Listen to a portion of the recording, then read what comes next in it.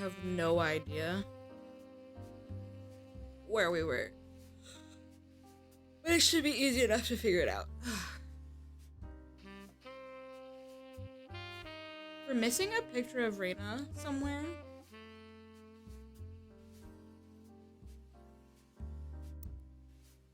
Let's see. Where do we have the most?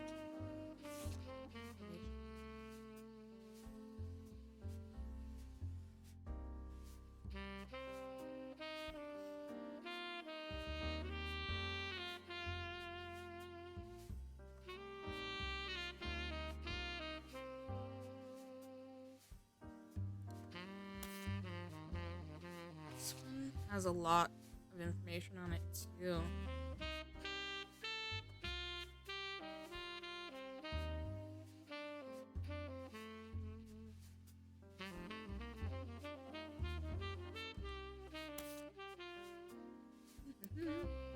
Let's see if this does anything. Hello, Terra. Jesus, you scared me. Hi, Cass. How are you? I'm so sleepy.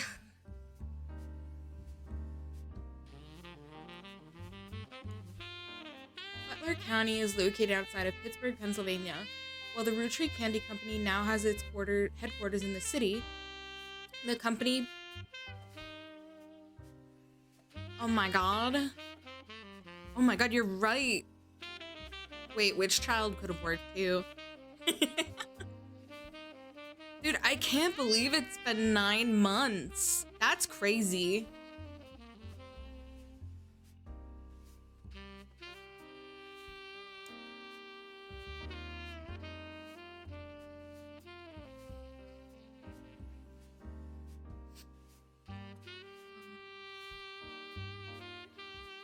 The company began on a small farm within the Butler County limits, and the area has a lot of history with the family. The Butler County Times is presumably a local paper. There are likely articles from over the years involving the Roottrees family, and those adjacent to them. It's been automatically added to your periodical search entries. As a side note, a video game called The Roottrees Are Dead was once set in Butler County, and turns out the creator never lived in or near Butler County, or even had any connection to Butler County. That's crazy. This is funny. Butler County Times, let's try Roottrees.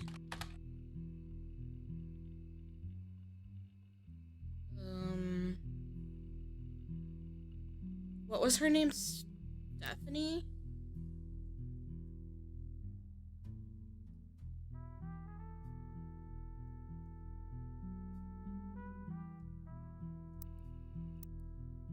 Stephanie Jones. Let's try Stephanie Jones.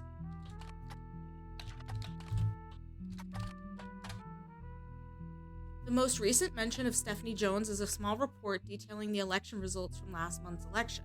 Stephanie apparently won her election. You also find the full version of the newspaper clipping on the back of the campaign mailer.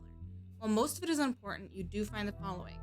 Stephanie Jones, born Stephanie Landon, until her marriage to local business owner Brian Jones, has lived in Butler County her whole life. Stephanie grew up in a home without a father. With my mother and her partner, I essentially had an entire family influence. Though she's a distant cousin of the Roottrees, her mother, Caroline, a local artist, who has appeared on the front page of the Butler County Times in the past, has often come out opposed to the corporation's policies regarding deforestation of indigenous trees to expand their maple farms. Unlike my mother, I am not a fighter. I want to bring love to the world. Okay. We know about her. Let's see if we can find anything on Clancy Edward. Because that's kind of right here and right here. We don't have a lot of information.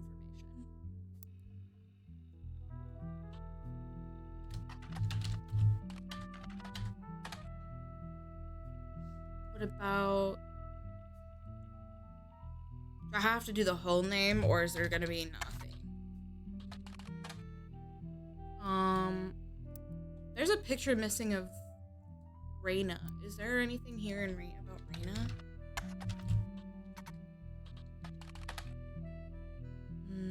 Carl Roottrees. Carl is mentioned in the Butler County Times quite often, including an article that also mentions Ernie Jr. Most of the articles concerning Carl are not important. The plane crash is too recent to appear in these archives. One announces Carl's marriage to Brenda White in 1978. They were both in their early 20s. Another seems even more frivolous. Apparently, in 1981, Carl got quite drunk at a charity event and broke his arm falling down some stairs.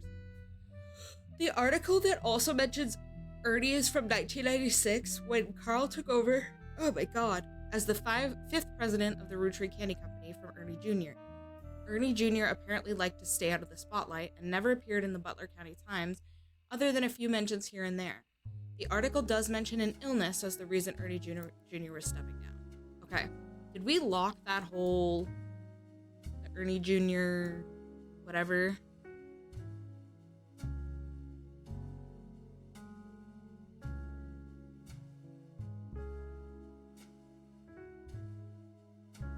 We did that. Well, let's try it though, because we don't have a lot of information. Ernie Jr.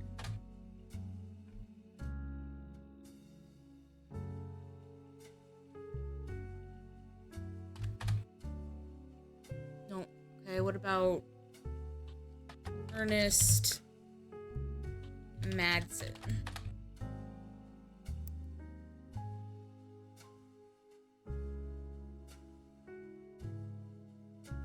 About Gwyneth Madsen. We're just gonna keep trying things.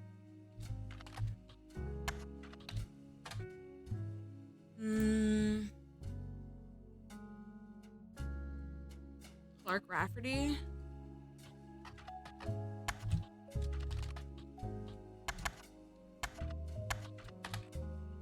Nope.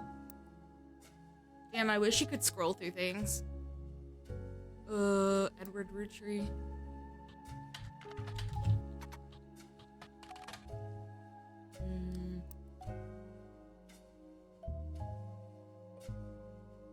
Margolite Roottrees.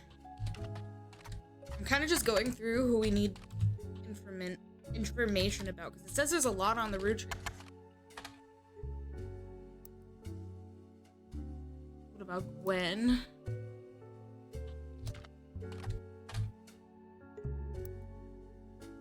I hate the spelling of their names. Like, they all have these. Okay, here we go. The Butler County Times has been around a long time. You find many ads from the 1950s for local movie theaters that happen to list Gwen Roottrees' name in the cast list for the films they were showing at the time. Almost all of them are for Guys Like Us and Christmas Mission. It does not seem like Gwen was a resident of Butler County for long, if at all. We really need her family information.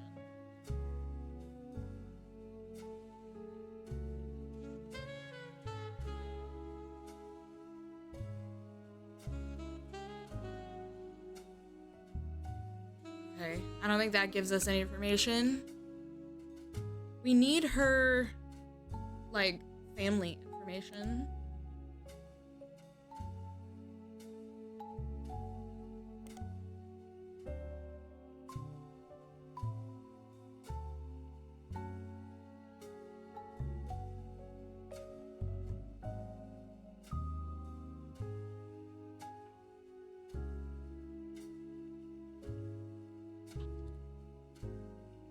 Gwen Roottrees Harris. Okay.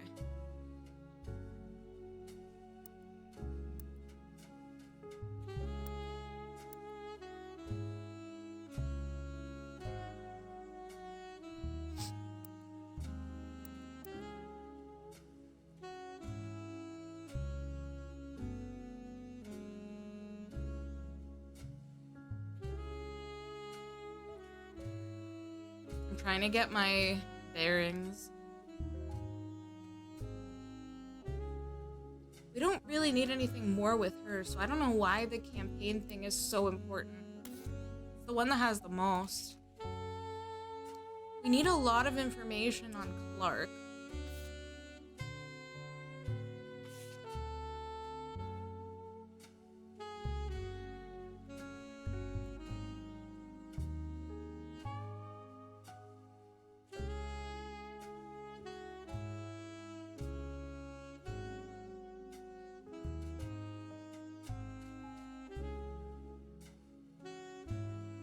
I just need a lead. There's gotta be something that I'm missing.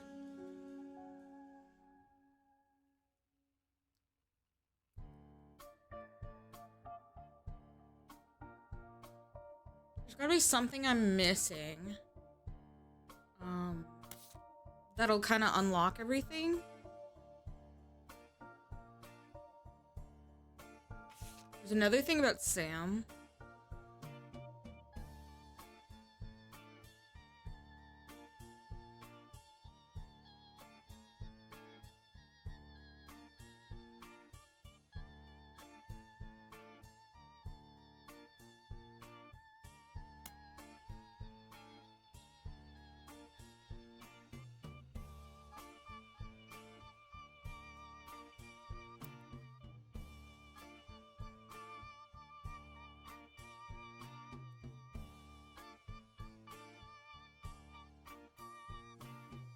Wait, I never locked this in.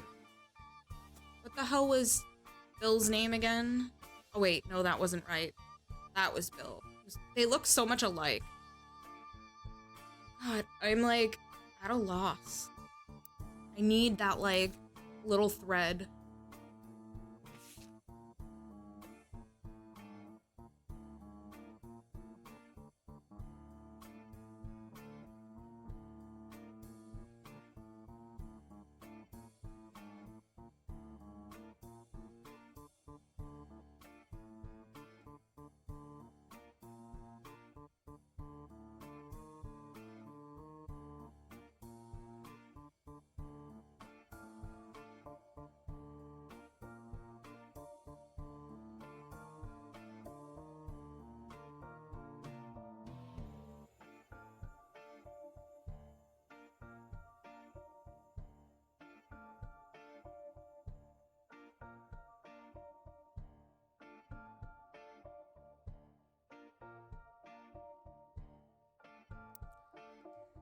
Oh my god, there's gotta be something.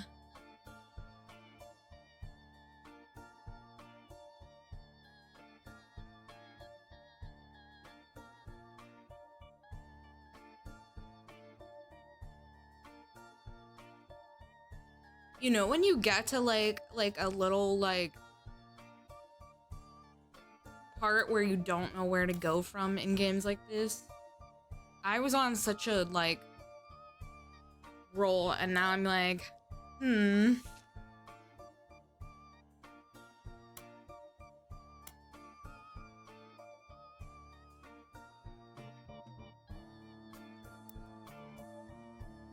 That was like a new ad. That would mean it was like this one.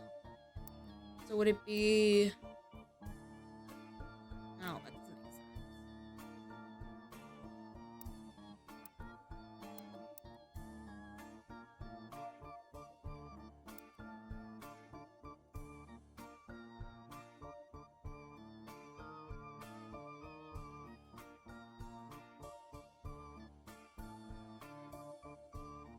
He and Jane had a kid.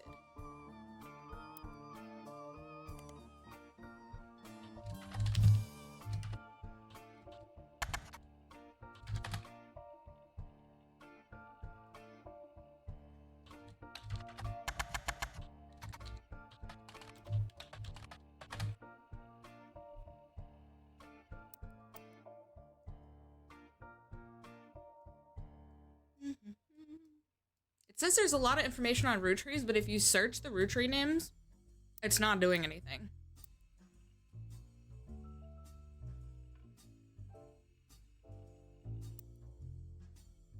Now you're fine. I'm still trying to kind of figure out like where I was going with things. I think I was kind of stumped before we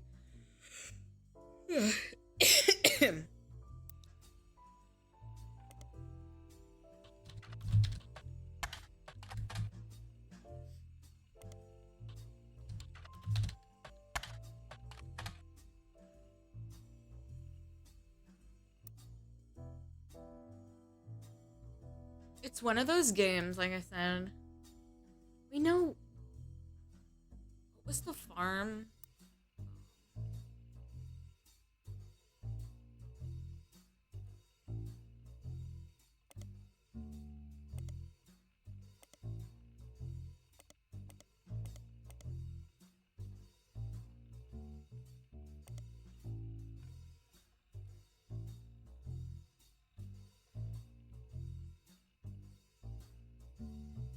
This is wild. What happens if I do that?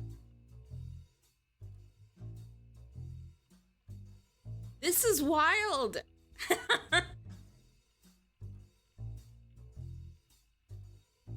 This is cute. The Roottrees are dead, not to be confused with a similar game called The Flute-Knees Are Bread, is the video game about a fictional family called the Roottrees, and about discovering their lineage after the Rootree sisters are killed in a plane crash. The game takes place in Butler County, which is a real county in Pennsylvania, but uses fictional elements such as a fake newspaper called the Butler County Times. The creator of the game does not know anyone who lives in Butler County, and has never even been there. Instead, he just randomly picked somewhere on the map near a major metropolitan area that sounded reasonable and hoped not to somehow accidentally offend the people that actually lived there. That's really cute. That's a cute little detail. I like that. I love that. It's so cute.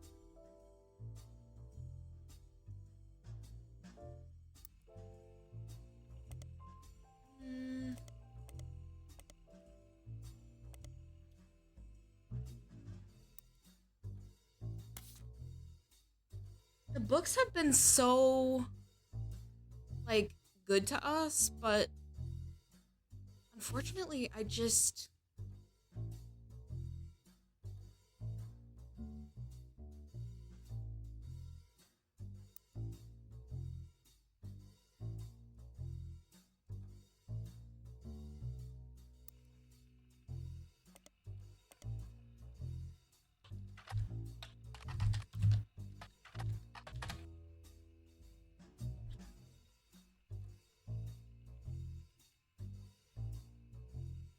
need a little, like, thread. Just something.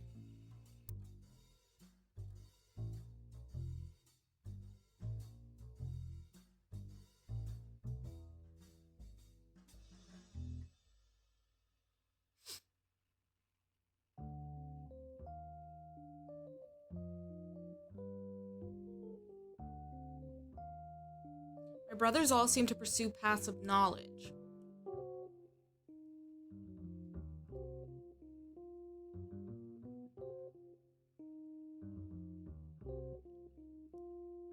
So let's see. I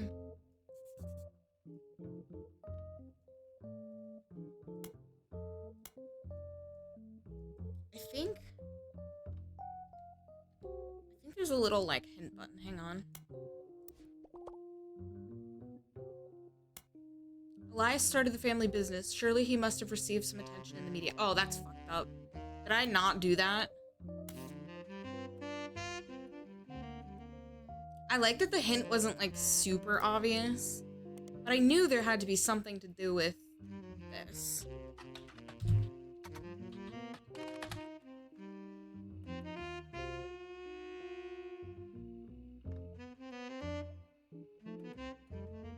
Okay, what about Business Watch? Okay, here we go.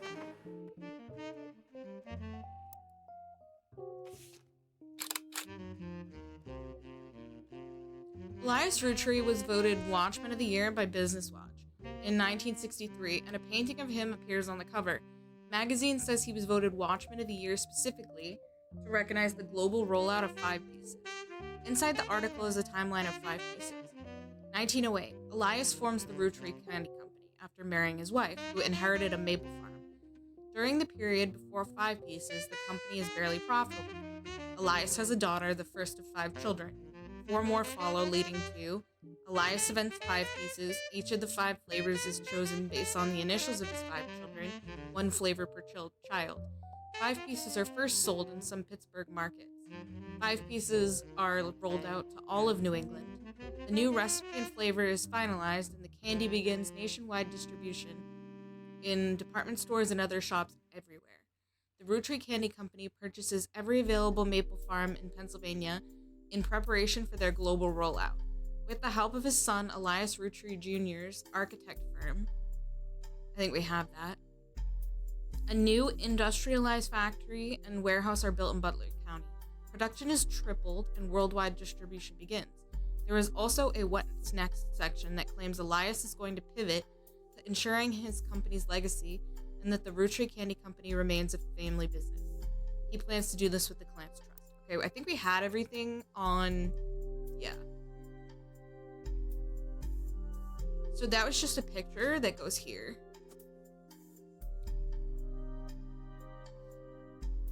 But now I'm wondering, okay.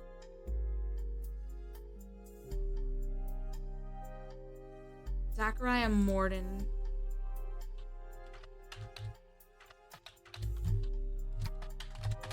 Did I spell it right? Zachariah. Zachariah.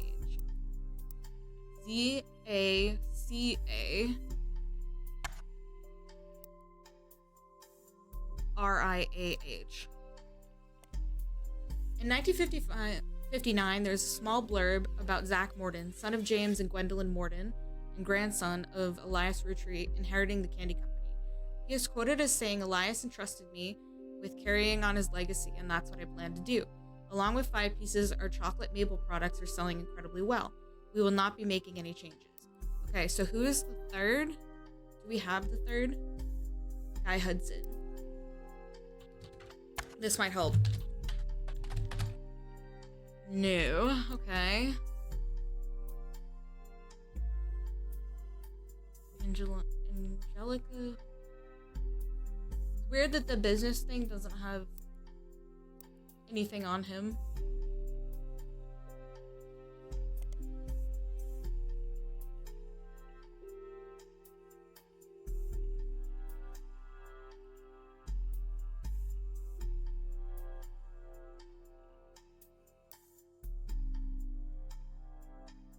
Who was the fourth? Madsen Ernest Jr. Ernie Jr.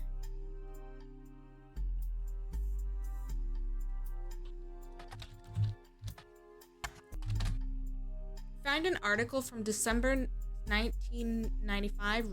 President to take over Roottrees. Due to heart illness, Ernie Jr. is stepping down as president of Roottrees at the start of the second quarter in 1996. His second cousin, Carl, president of sister company Root, and former Watchman of the Year will take over. It has been 13 years since Ernie was forced to step into the role of president unexpectedly. Back then, not much was known about the man other than his full name. In the years since, he has taken on a bit of a reputation as a real-life Wonka. He's known as a bit eccentric and reclusive, opting to be simply called Ernie Jr., and to forego the typical luxuries of the average Roottrees. But in our estimation, he has been a shrewd businessman with an eye for sweets. Ernie Jr. has led Roottrees to record profits by developing new products, including the ever-popular Maple Crisps, and by spearheading the formation of Root with his cousin in 1982 after learning of Brenda Roottrees' power in the fashion community. Okay. Now what about if I do this and then this? No.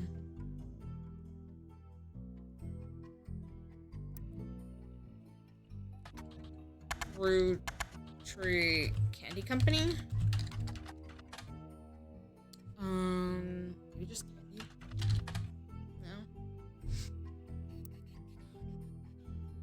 Okay, so that hint that we got really didn't do anything. I'm gonna do it one more time. One of the diary entries offhandedly mentions a relative appearing in a publication. I bet you can track that article down.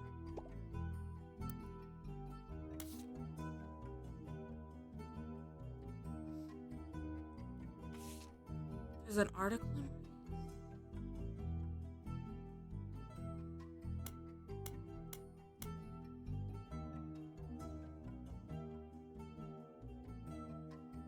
I'm gonna be so upset.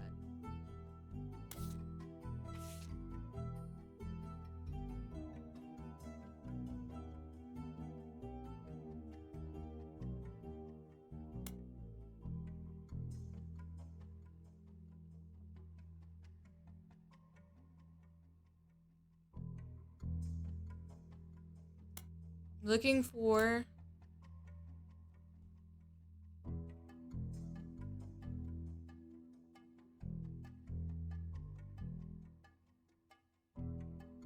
an article name.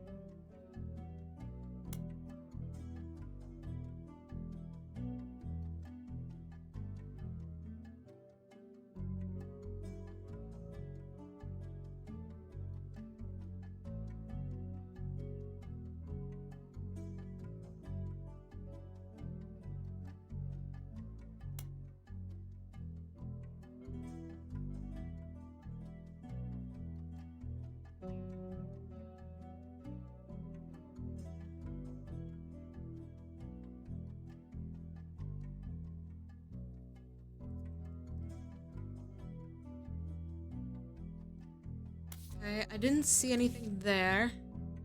Start from here.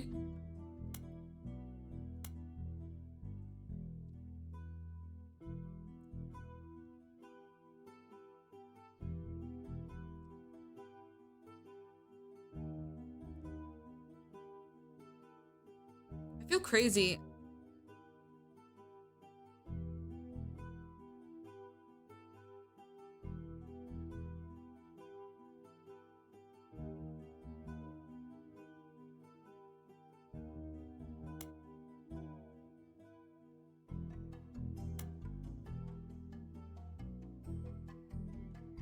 I don't see anything about an article.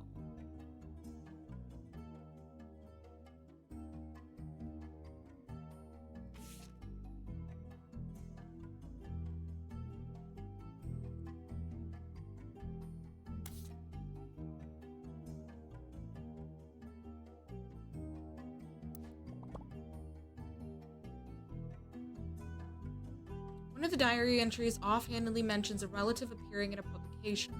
I bet you can track that article down.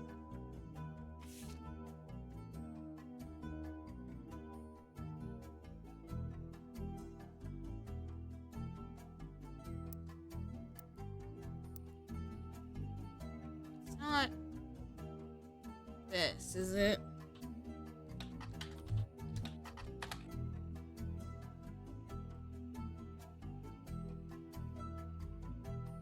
No, we already did this, so it's not that.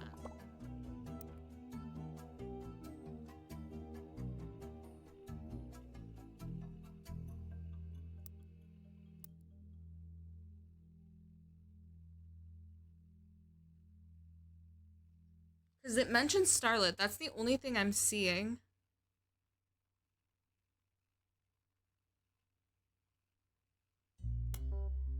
Let me just quickly scan all of these.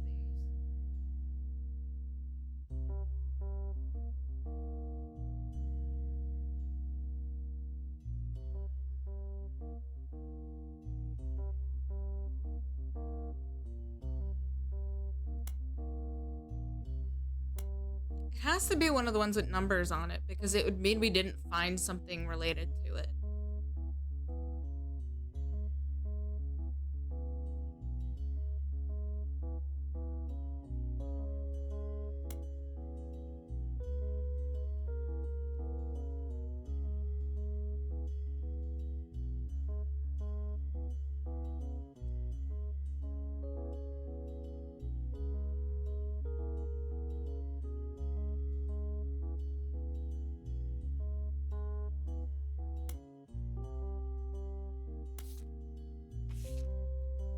Losing my mind. I'm losing my mind. This is difficult. I'm missing something.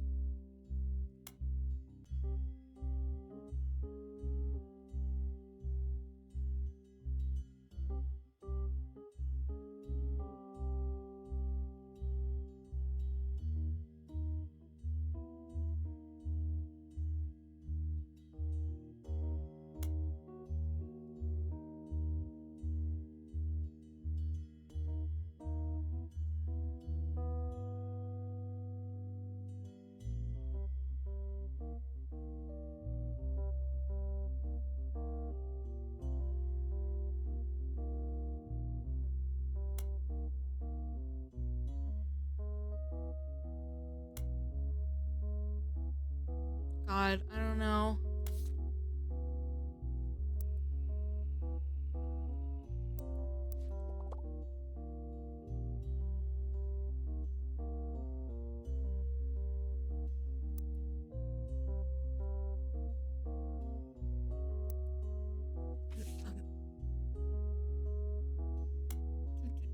Somebody in an article.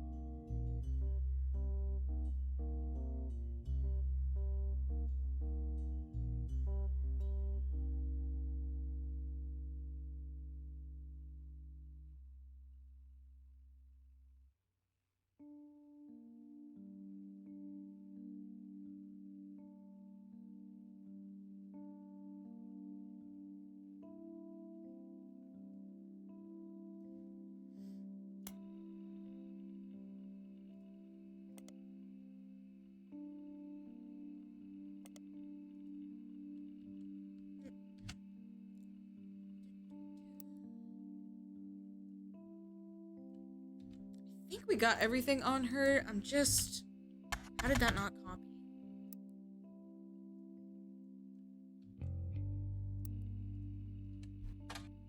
Okay.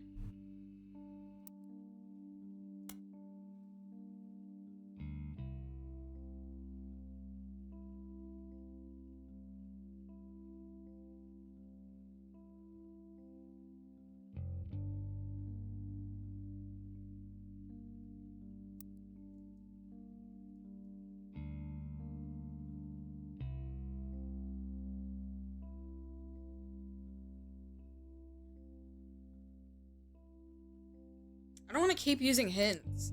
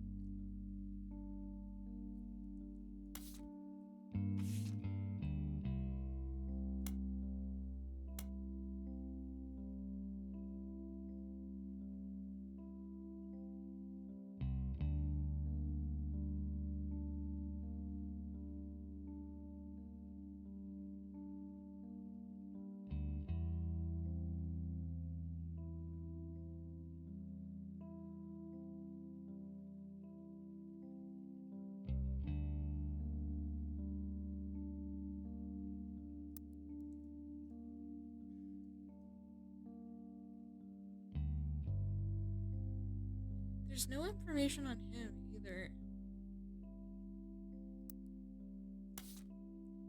Let's keep looking. I can't believe there's 6 more things to do with this. It's crazy. It's literally just a campaign flyer.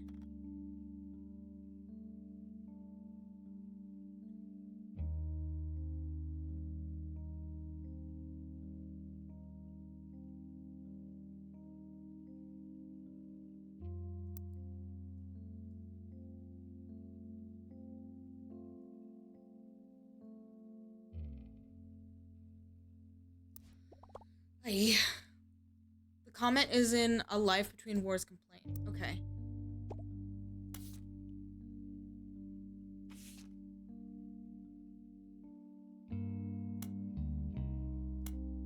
Oh, okay, so it was one that didn't have a... That's why.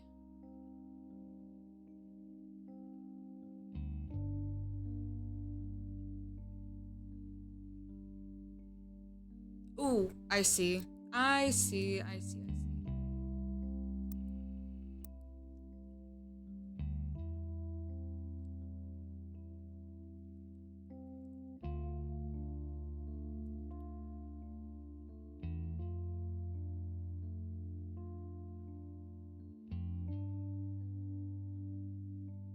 thought we looked up Gwen and Starlet. Maybe I'm wrong. I swear we did this.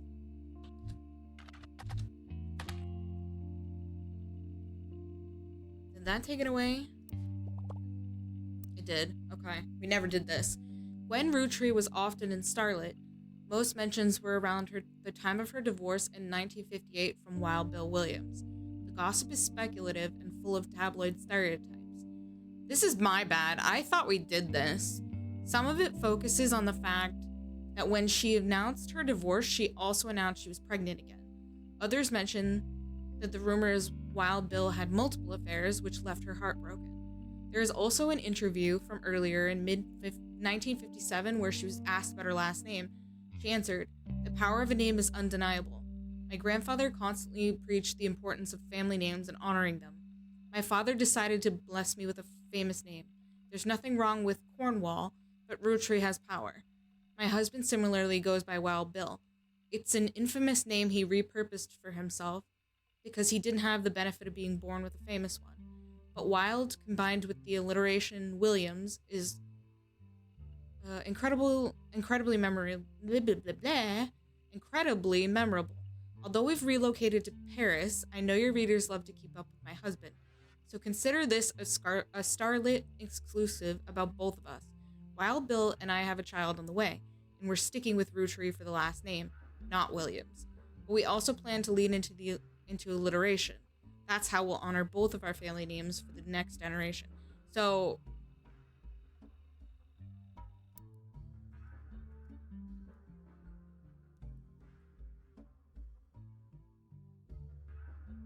what is this? Roottrees?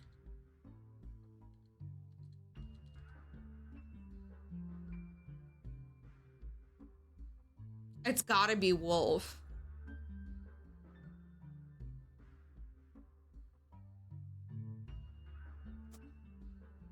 But that must be the youngest.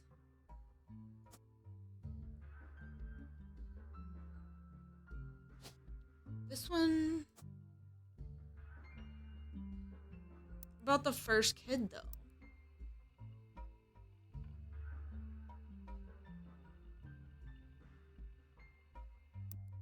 Is there a Cornwall? Linus Cornwall. Is that it? Is it like this?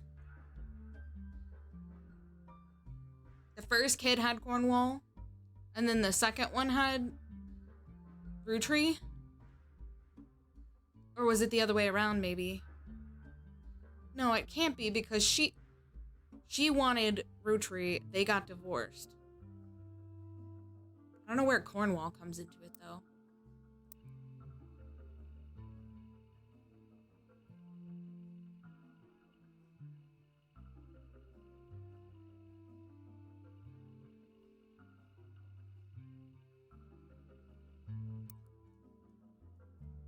Oh, wait. I see what it is. So then this could be Wolf Roottrees. This is her father. She didn't like the name.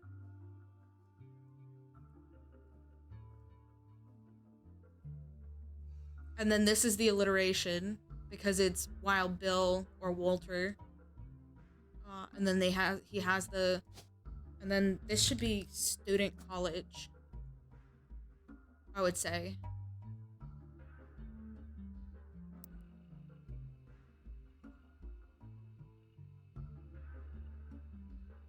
Is there another alliteration?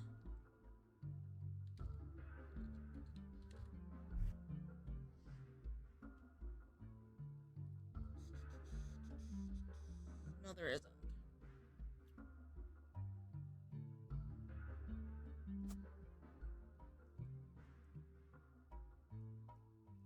We had that November thing, too. About...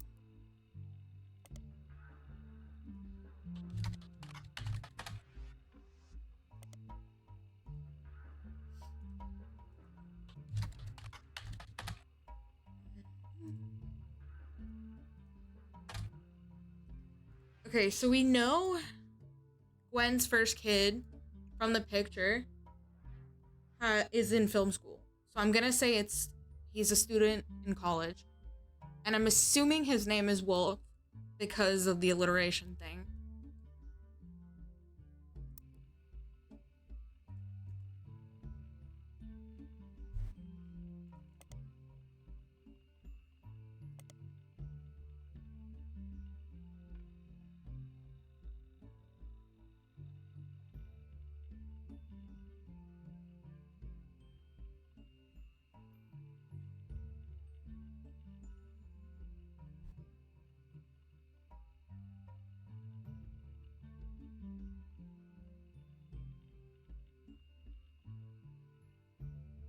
The alliteration Williams? How is that an alliteration?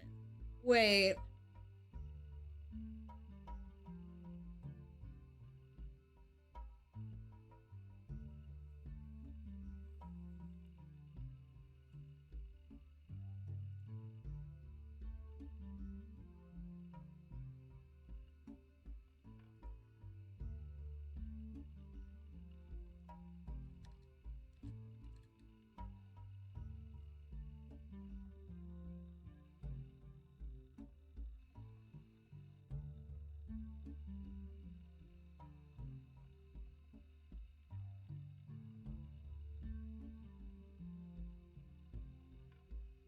Oh, I see. Because it's like WIWI.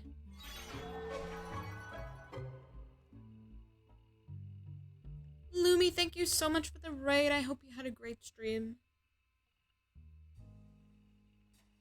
You're here to watch me just be so boring because I'm trying to figure this stuff out. Thank you so much, Nahil. Sorry, I don't know how to say that name. I probably butchered it. But thank you so much for the follow.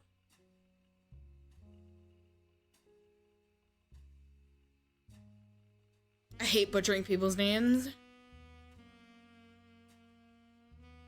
Okay, yeah, take care of yourself, Lumi. Thank you so much for stopping in.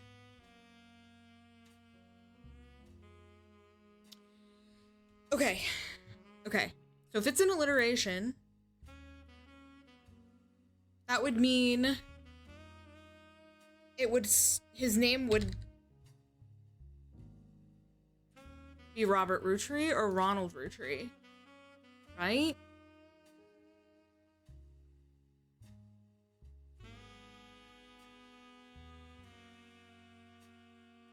Because both of these would be an alliteration, right? To Roottrees?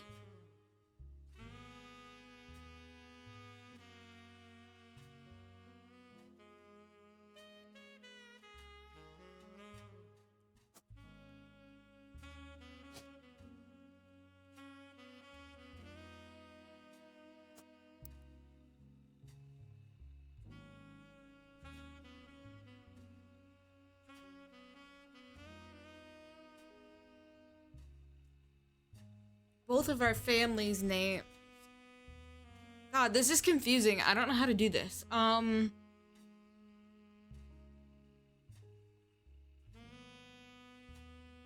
So his family name was what? Forsyth?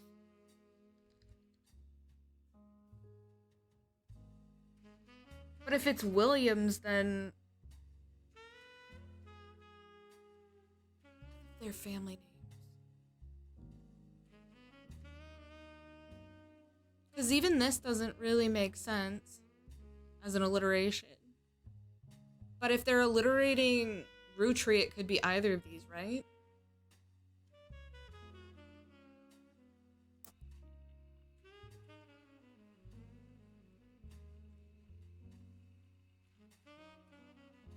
He's Wild Bill Williams.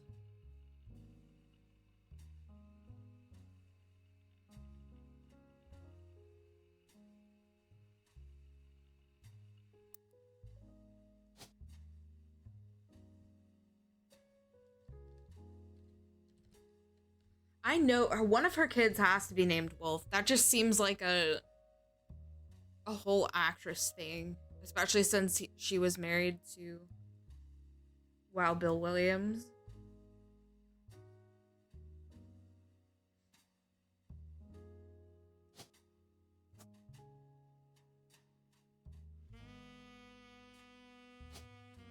I'm gonna stick with this for now.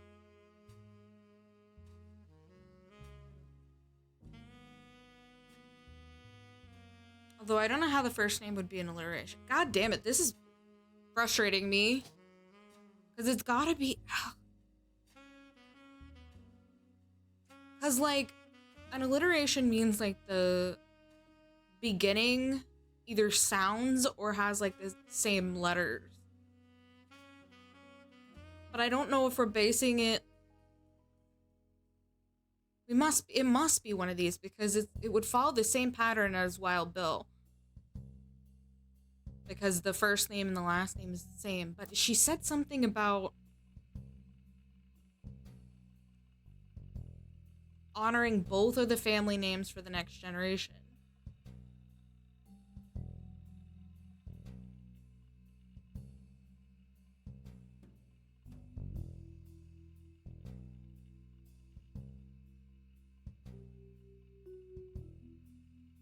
His family name would be friggin' Forsyth. And there's nothing that even comes close to that.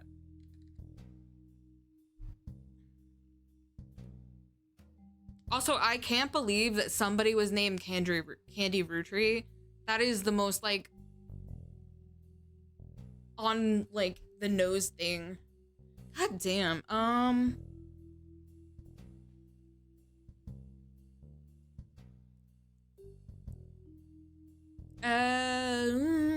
I've never really been into, like, shooter games like that.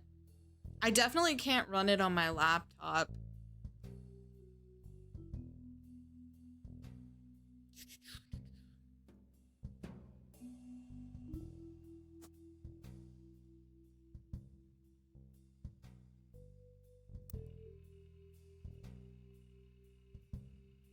Oh, see, I'm so locked in right now. I thought you were being serious and I was trying to be nice.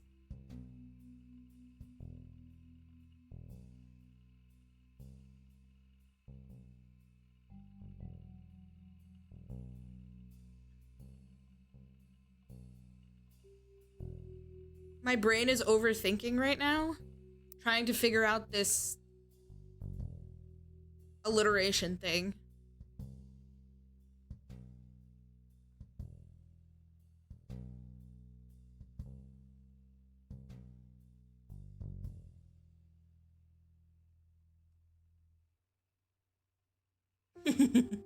I saw it too.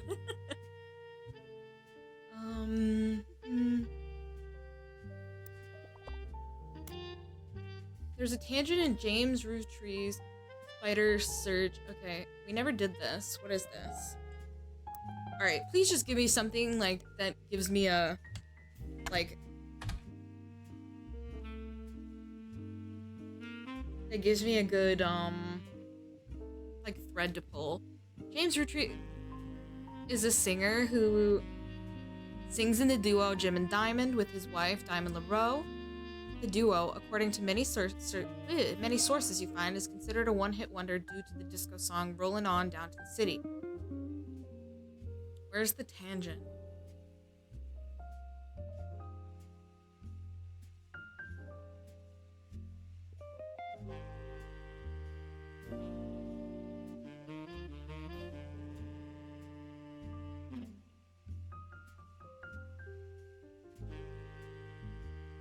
This?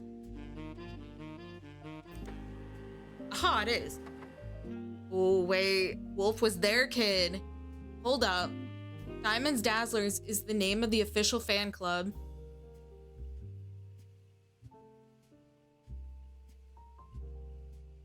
Thank you so much for the Prime sub. Diamond's Dazzlers is the name of the official fan club for Jim and Diamond. You find a forum post called Cool Things You Got in the Mail on a random forum about video games. One reply mentions that Jim and Diamond still send out a Christmas card every year to Diamond's Dazzlers. It's accompanied by some pictures, as well as some history about the fan club. Apparently, even though it is no longer available to join, Jim and Diamond still honor it themselves personally. There's a fierce debate in the subsequent post about whether that's cool or pathetic. Amongst the pictures of Christmas cards from over the years, only one is relevant. The card from 1996 included pictures of Jim and Diamond's young son, Wolf, as well as a note about his daughter's band, the Floozies. Sick. Okay, so...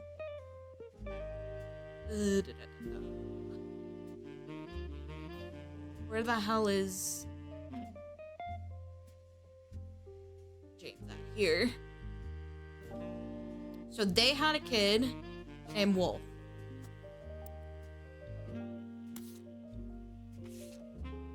And this is... That's really cute. You found a picture of a Christmas card from Jim and Diamond to their fan club in 1996, 2 years ago. The description said it included a picture of his son Wolf listening to his parents' latest music. Hi, Cake! Young son. So this is the baby. And this is Wolf. And his occupation is going to be student K through 12. So that answers me on over here. It has to either be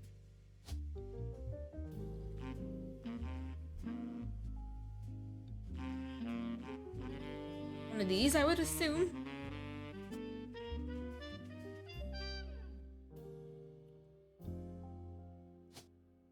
Is it really gonna be like this?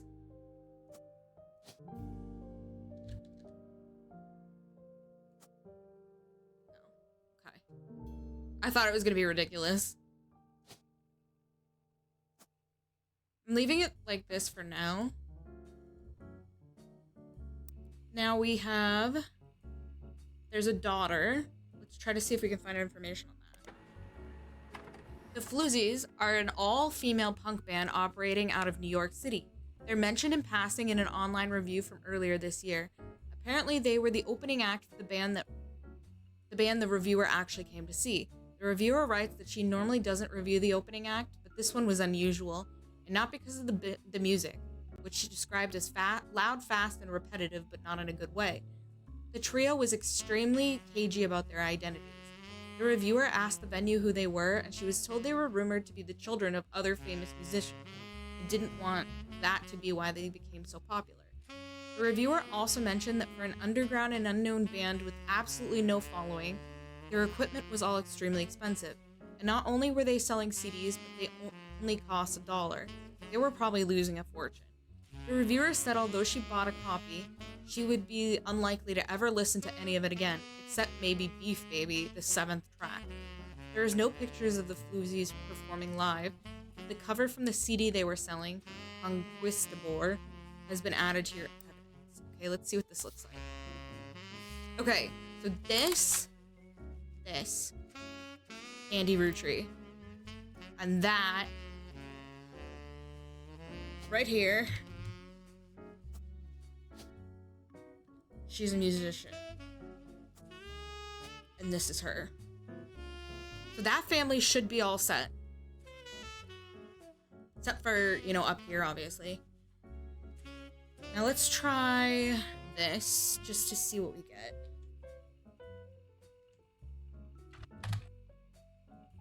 Beef Baby is a song by the Floozies. You can't actually find anything else about it anywhere. But with a name like that, it's hard not to speculate on the subject matter, isn't it? Could it be a euphemism or about a newborn cow? Perhaps the Floozies are holding a grudge against a toddler. It certainly piques your curiosity if only you had the time or resources to look into it further. Okay, cool. Easy. This is all set. This we know is correct.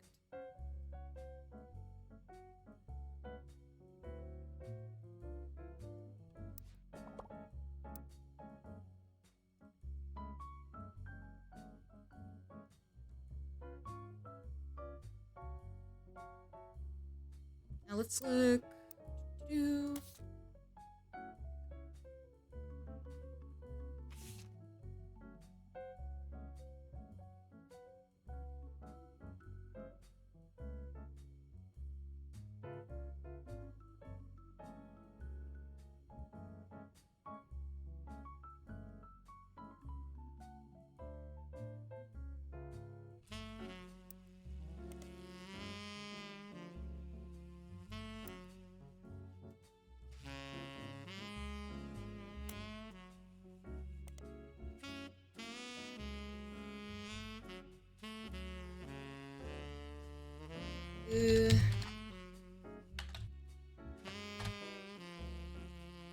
Just to see if this even comes up.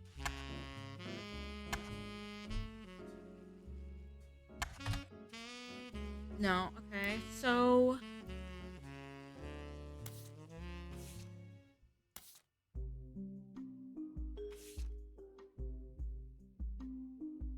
they're all girls.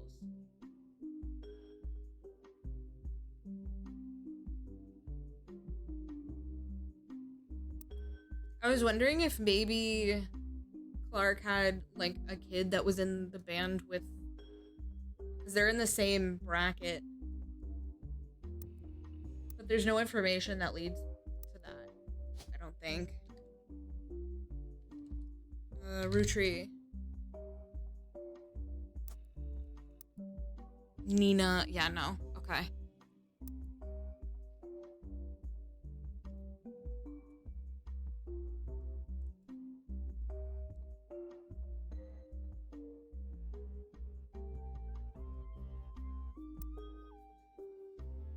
Genuinely, none of these things are, like, pulling me into, like, long threads. Because it's such a broken up...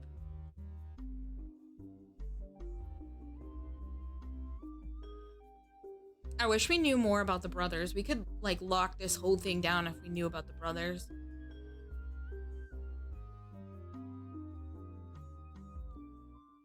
I know she said like all of them are basically anything but uh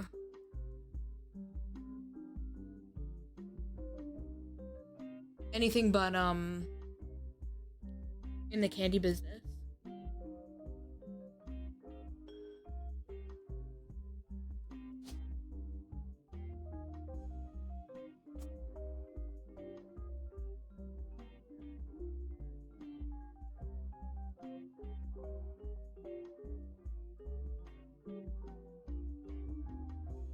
But they're also not women, so they're not housewives. That was the other thing.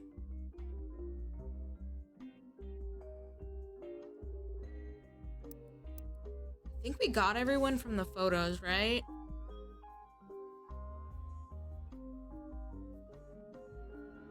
Except for November. November was the only one we didn't get. Who the hell is November?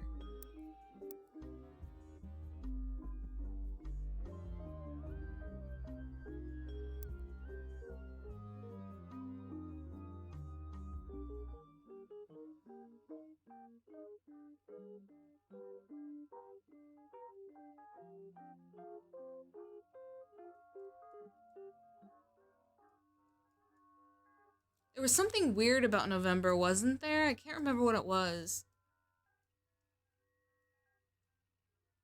It was something like she would be the only one at the end of the tree or something like that.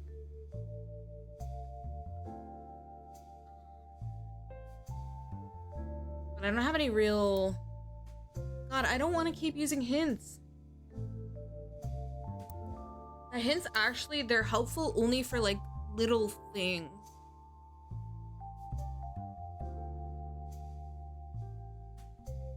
This still has 4 different things?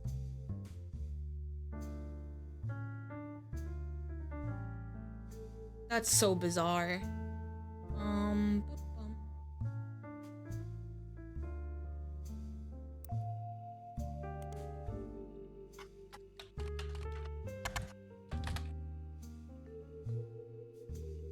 Where I did this. 5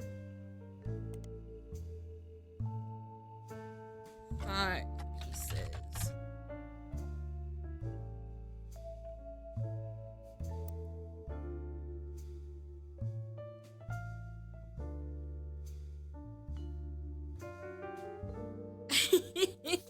It's really like I actually understand it. My problem is that I have like, so I'm towards the end of the family trees, which means I've gone through so much information. So now we're kind of like see, we're at 33 out of 49. And I imagine that's gonna go up as soon as it lets me like secure some of this stuff.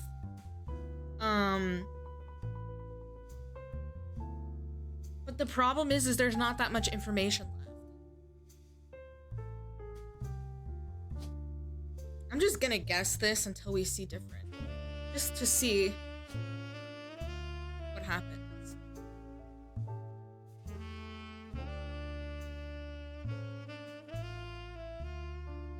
It's like, where's that photo? Here. Obviously younger. This is the older one, and he's clearly in college because film school. I'm just gonna assume and this could be opposite. It could be Ronald and then like this.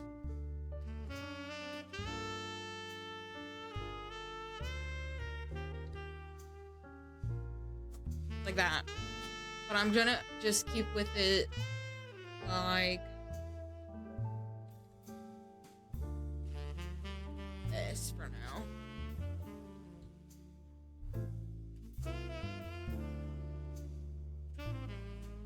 I don't know how much more I have to have filled in before it gives me like an indication of what's right.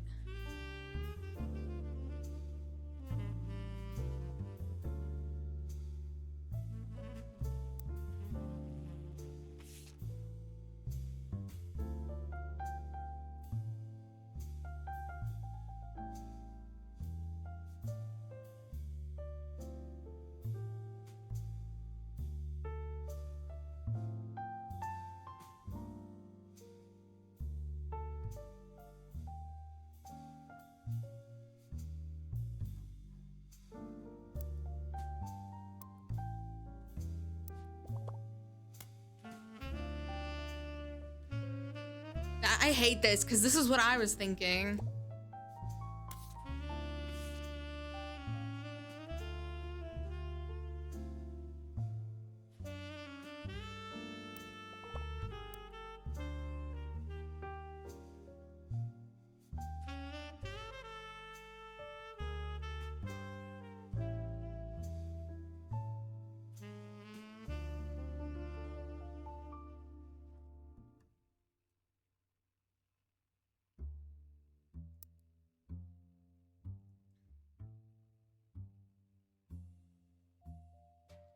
I don't know what I'm supposed to discern from this, though.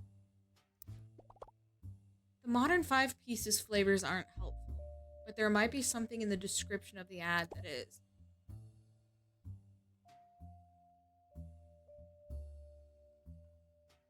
Oh, wait. I see. I see.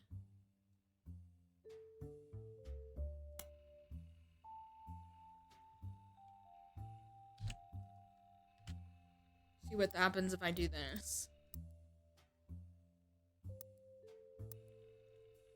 5 pieces. Huh. Team Blast has played host to many Roottrees advertisements over the years for many of their product, including 5 pieces. They fled the results. One of them was already in your evidence.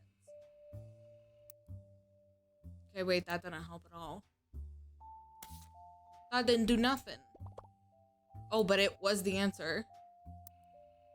You're kidding me. That was the stupidest hint I've ever gotten. I just had to find the stupid article that doesn't actually give you... Oh my god, I hate it here.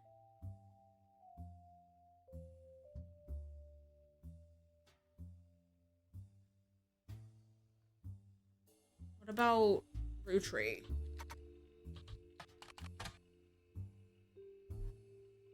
What about...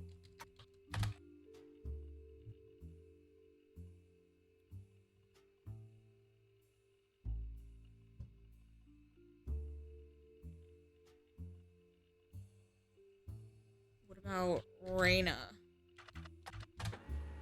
Oh, here we go. This might be where the photo is. Sure is. There's an article about Reina Roottrees from 1994. This issue also mentions TMS and Brother Trouble. In an interview, Reina talks about her inspirations. One important thing I learned from an early age is that dreams are not outside of our grasp. My grandpa was a college professor who taught lectures about history. Okay, wait. So, Reina.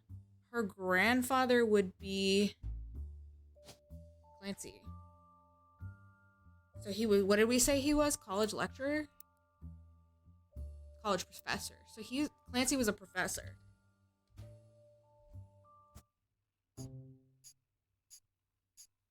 Let's see what happens.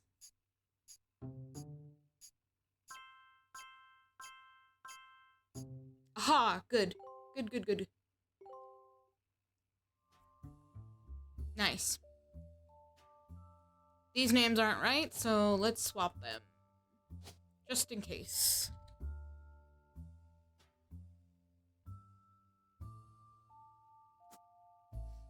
And now we have the extra picture of Reina. Clancy was a professor.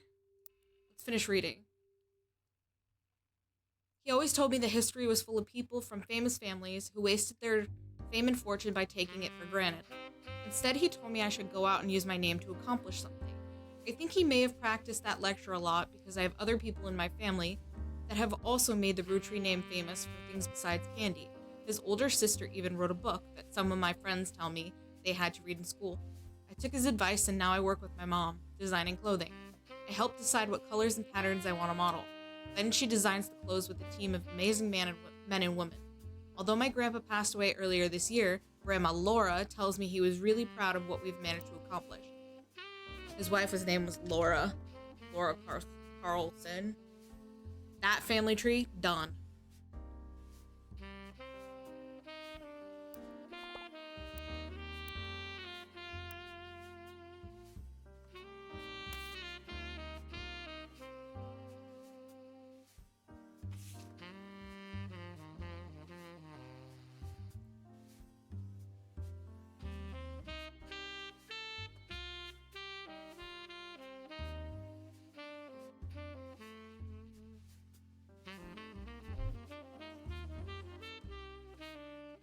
Let's just assume that maybe some of these are... Tommy Mark Sheridan appeared on the cover of Teen Blast a record of 38 times, including 3 back-to-back months during the height of Brother Trouble. In the issues he wasn't on the cover, he was still mentioned quite often. You read every word of every article, and besides the fact that he was married to Raina... Okay, we got that. Only one thing seems relevant. A gossip section from 1996, about 8 months before their marriage, is called Is TMS Dating a Rootree, it says. At a recent autograph signing, TMS told a Teen Blast reporter that he met a girl at a party in Malibu. Apparently the cast of Brother Trouble gets together at Penelope's house once a year. And this time TMS found love. The mega hottie had this to say. She's incredible. She came to the party to meet me specifically, and I'm glad she did. She said she had a crush on me when she was younger. I told her I have a crush on her from her posters now. When Teen Blast reporter asked who the lucky girl was, TMS refused to spill. But we did some digging. One of the creators of Brother Trouble, Ron, married Penelope, who played TMS's mom on the show. And get this, Ron is a distant relative of the Roottrees sisters.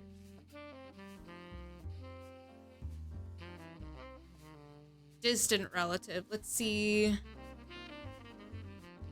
Ron and Penelope. That's 2 more little things.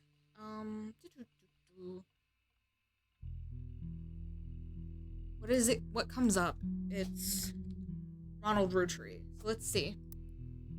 Go here. Try Ronald Roottrees. No.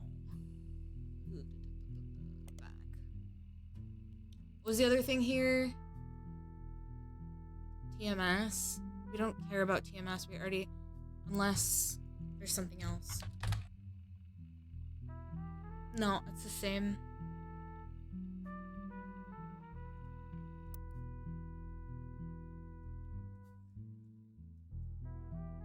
So could this be Ronald and... He's going to film school. So he's not an actor. Unless... This is Ronald. And he's an actor? Like his mother? But this didn't work, did it? Fuck. His name is not Robert. Besides, this one wasn't married. Penelope? Tessa Green. Penelope Tessa Green. Let's get rid of this for now. So we have a Ronald somewhere, and he is married to a Tessa Green. So let's see. Oh, it actually has to be one of her kids, right?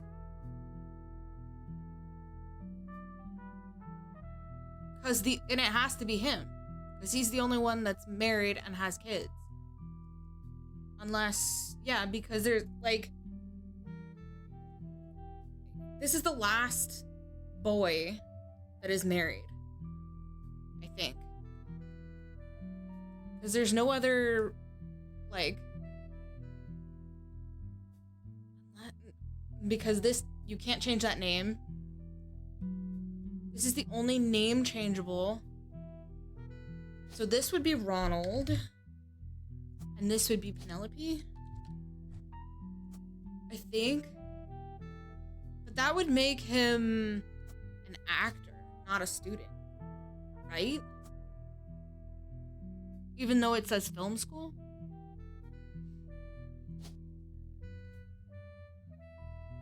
I'm gonna leave that. For now. There's gotta be an article.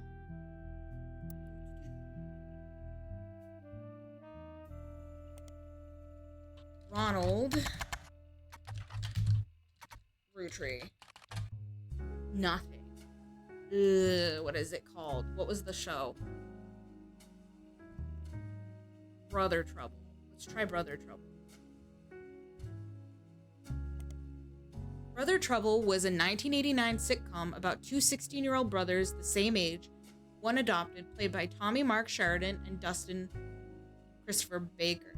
Their single mother, played by stand-up Penelope Tessa Green, often had to navigate her job as a magazine columnist, as well as the troubles that came with raising two boys who were extremely competitive in sports, academics, and even romantic pursuit of the next-door neighbor Roxy. The showrunner was a small screen director, Ron Roottrees. The show had strong ratings through the entirety of season 1, rocketing both Sheridan and Baker to instant stardom, mostly amongst the teenage girl demographic. However, it was canceled in 1991 midway through the second season due to a significant drop-off in ratings. Okay, so what did they say? How did they say it? Screen director. This would make sense. Screenwriter, I guess. And then she said something about what? This is someone else, right? From the show. Justin Christopher Baker is often abbreviated DCB by his teenage fans. Since leaving Brother Trouble, he has appeared in a few straight-to-VHS movies that adapt classic literature to a family audience with minor success. The most popular of which was Jane Eyre, which reimagined the Charlotte Bronte novel as a high school romance with focus on skateboarding. He doesn't seem to be associated with the Roottrees. Kind of is, but not importantly.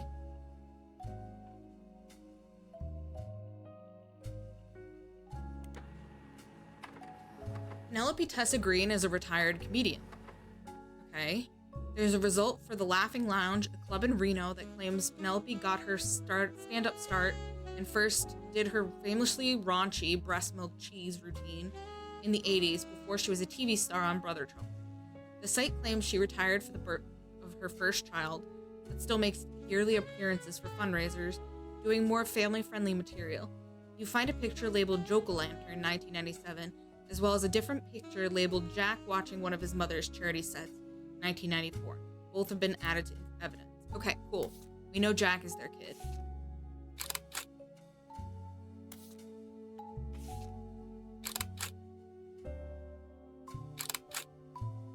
So, that was where were we working? Here.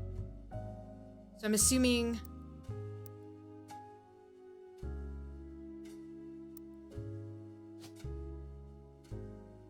this is the oldest, and he's just a baby.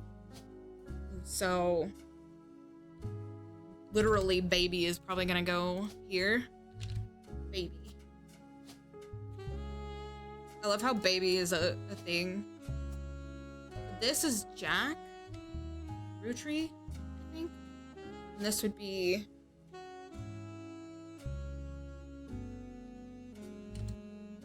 student K through 12, maybe. This is Penelope.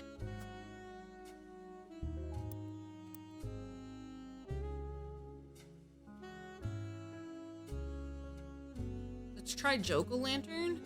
See what it was.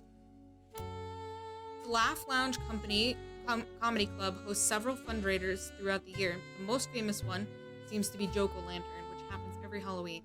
Comics and patrons are encouraged to wear costumes, and it seems the person with the best costume wins a voucher, which can be redeemed for 5 pounds of buffalo wing.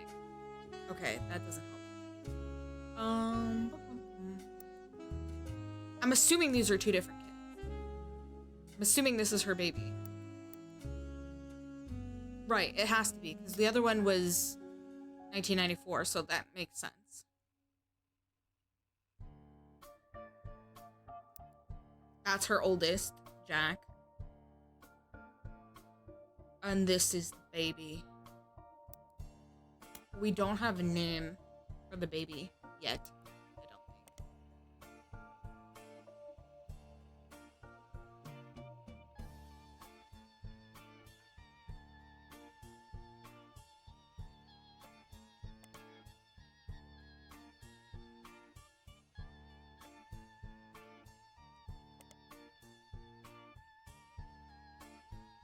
What the fuck is her name? Penelope Tessa Green. Nothing. What about Ronald Roottrees? Starlet, maybe. Penelope Tessa Green. Did I spell her name right?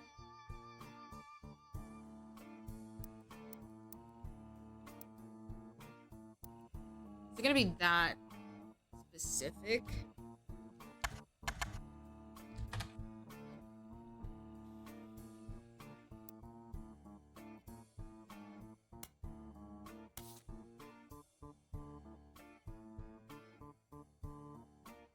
We're getting there, definitely.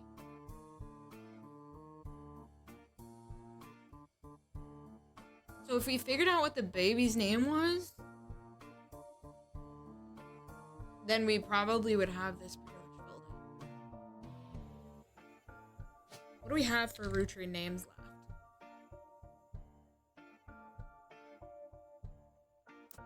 Fuck, wait.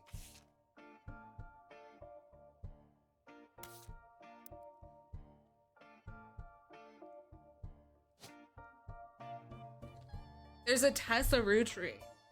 That's not a little girl, is it? Like, I know that sounds kind of fucked, but by this, like, thing, we don't have another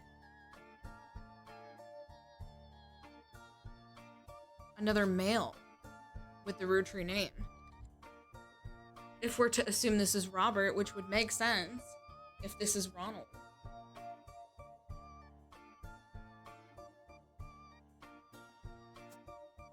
I'm just gonna assume. Because it doesn't actually say anything about that. I mean, in my opinion, it looks like a little boy, but maybe it's a little girl and that's what threw you off. Because Tessa would make sense since the mom's name is Tessa.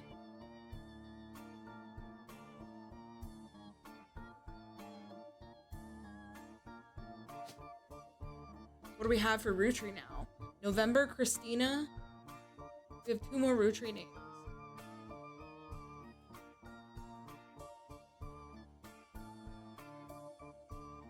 There's something about November. I don't know what it was though. November Roottries.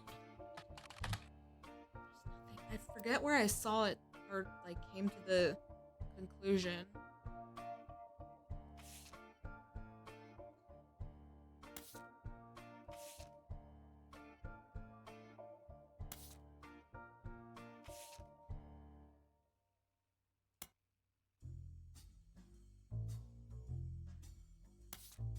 Don't remember where we got it from though. Shit.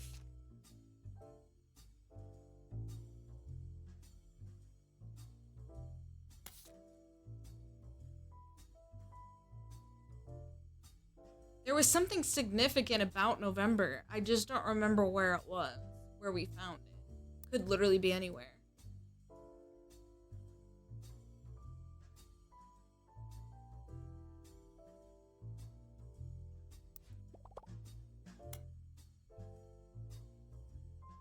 Several people related to the campaign mailer. Okay. Campaign mailer.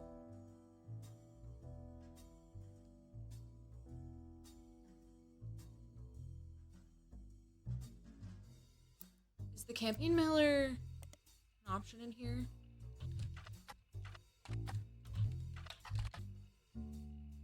Carl. Tree. That's not a thing. Okay, let's see. Campaign mailer.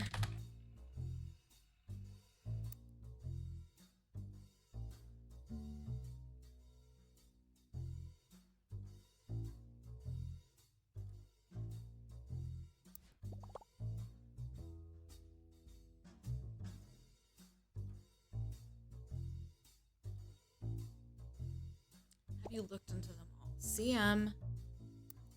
CM would be Caroline Morden. Carl Roottries is Carl. Stephanie is Stephanie Jones.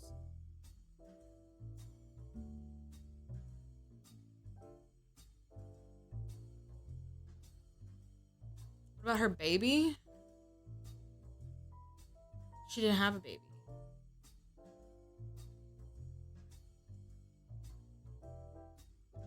Brian Jones, maybe?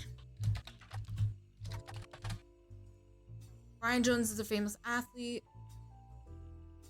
No. Butler County Times, Brian Jones. There are many advertisements over the years. Oh, that was what we needed to find. As well as a small article from 1995 about Jones Graphic and Print. The article is a piece about Brian Jones taking over his print company after 20 years. Brian seems to not have let it go to waste as a marketing opportunity during an interview point. I've been in and out of the shop my whole life. My father taught me everything there is to know when it comes to getting the job done, right, and getting it done quick. We've been a printing staple of Butler County for years, and even the Butler County Times uses us for coupon pages a few times a year. Thanks, by the way. He laughs. But still, whether you're a new client or one of our regulars, nothing will change. Come on down for the best prices on bulk printing, anywhere in the state of Pennsylvania. Or search for us online. I designed the website myself.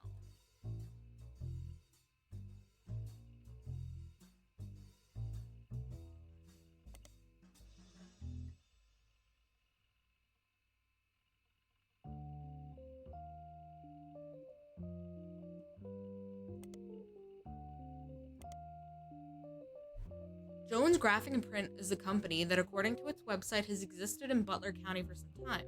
The website seems fancy. It even has frames. The website lists the address, hours, and a few examples of clients and the type of work that was done for each. Stephanie Jones campaign mailers, Roottrees Candy Company, various banners, posters, Butler County Holiday Light post banners, Miracle Network, tour flyers, Roottrees Motors coupon flyers. Oh, let's try Roottrees Motors, maybe? But that's probably, Eli. Let's see.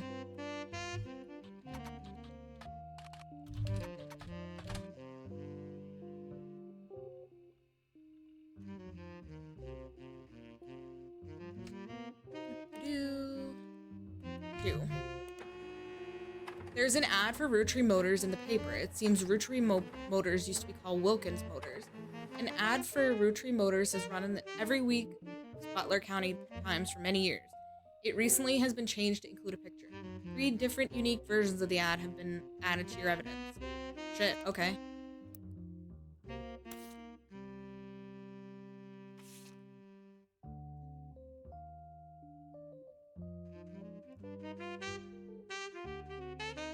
So let's see. This was Eli. Eli's all the way over here. What about Wilkins? Catherine Wilkins was his wife.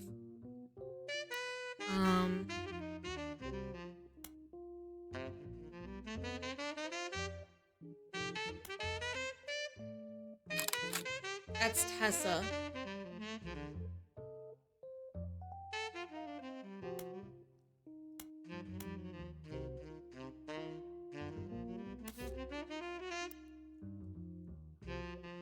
Where the fuck is Tessa at?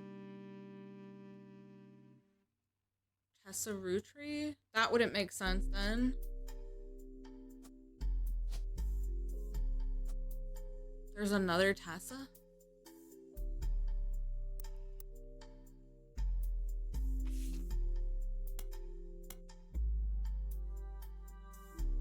Tessa Roottrees, our newest fixer, learned all there is to know about cars from her Roottrees Motors parents. Okay, so this is Tessa. She's a fixer. Whatever the fuck that means. So mechanic, I guess? This is Tessa.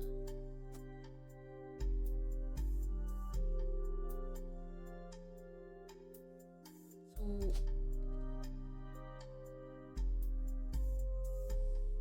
this still doesn't make a lot of sense.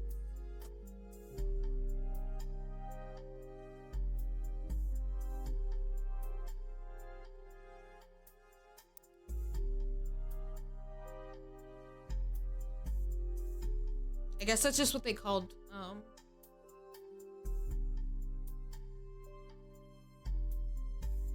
mechanics. So this would make sense, perfect sense. So that sorts this out. It's tough because we don't have a lot to like lock in anymore. There's something on the page for WRTD.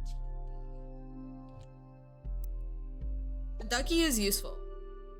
I'm just using the ducky now to fill shit in. WRTD News is your local investigative jazz radio station.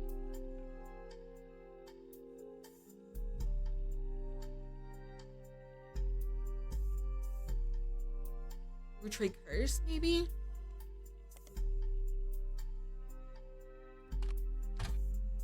There's a long, rambly... Was that what I was looking for? Yeah. There's a long, rambly conspiracy website with a very small, very red text on black background that says the Roottrees are all cursed. It has been very recently updated with the following. Important update with Carl and Brenda and their girls that makes 5 new deaths. Not only that, but 3 of the 5 presidents of the Roottrees company have died mysteriously. They say Guy's car was hit by a drunk driver in 1982, but nobody was arrested. Then, Ernie Madsen Jr. stepped down. Was he poisoned? No, he got sick. Now, just this week, Carl died in a plane crash. This cannot be a coincidence. There's another entry that claims if you connect the dots in the pattern of the five pieces wrapper, it creates a Mayan ruby skull. A secret message meant to subliminally, I can't talk. Hang on, I need water. Subliminally scare people away. The post before that has a link to a site that talks about how Earth has 4 corners, simultaneous 4-day time cubes. Oh my god, my brain. The author of the site seems to agree. An entry from a few months ago claims that the owner of the site received an email from Chris Raff, 75, at prodigy.us, asking him to take down his site with faked proof that Ernie Madsen Jr. actually had a heart condition and wasn't poisoned. The owner claims that although the proof looks quite credible, he knows that the proof was fake because he's an expert at creating fake evidence. The first entry is from 1996 and has a blurry picture of the Roottrees Candy Company factory, seemingly taken by the website's author, from behind a fence and through some trees. It seems that Operation RT-29 is real. I witnessed a helicopter land on February 29, 1996. The website footer says all images and ideas by Thomas Overwood. So Chris Rafferty would be here. Chris Rafferty.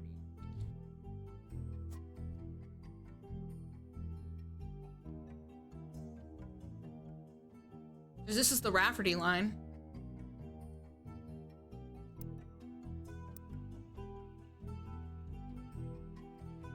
Chris Rafferty.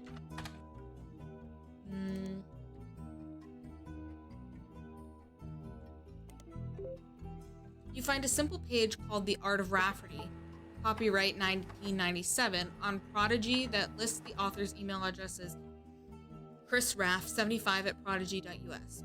Below a bunch of gifts that say under construction, there are a few art pieces. The first is a painting captioned, "Me and my fiance Lulu." Okay, Lulu Luisa Garcia. A painting I did for my first year of college that I plan to give her when we get married in May. Go Tartans. There's an odd collage called Cousins, which seems to be made up of 3 scrambled images. The accompanying artist's statement says, "We had to create a piece of art about our family. I asked as many of my extended family of cousins for their pictures as I could. Even some I've never met. Only a few of them got back to me, and my teacher said I wasn't allowed to use pictures of Raina, Riley, or Rose, so I had to get creative and use only my 3rd cousins. This includes Davy, he swims for Yukon, and Bethany's yearbook picture. She's Davy's younger sister. And Stephanie, who is an only child. Chris's artwork has been added to your evidence, but the cousin's photo will need to be unscrambled before you can use them." Oh, fuck. Okay.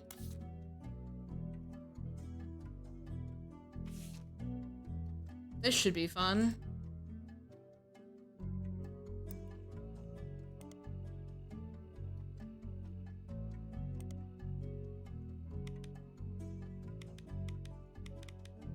Okay, let's do zoomed up.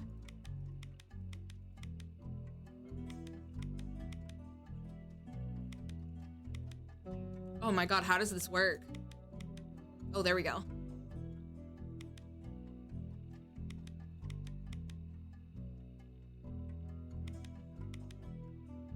Wait, this is weird.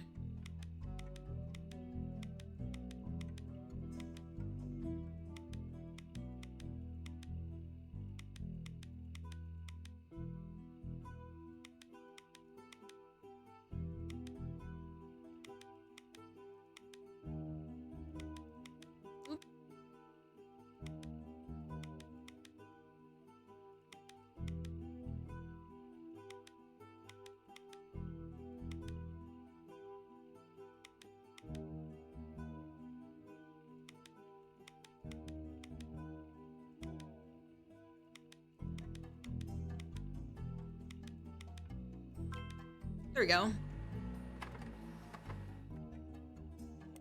Alright, now we go again.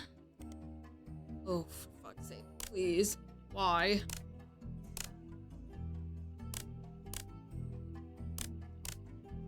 Oh wait, this actually might not be that hard. It looked worse than it is.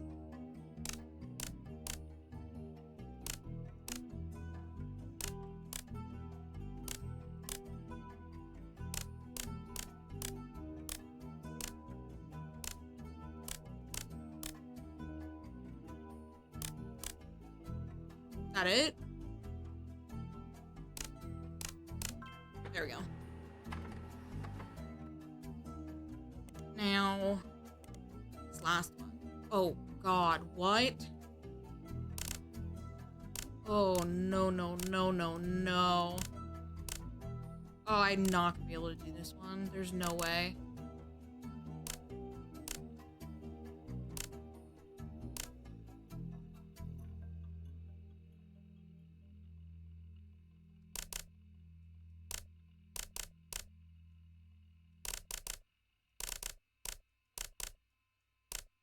Why did they do this to me?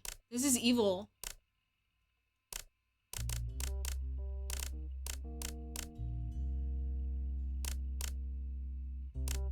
I see what the point is, but I am too stupid for this.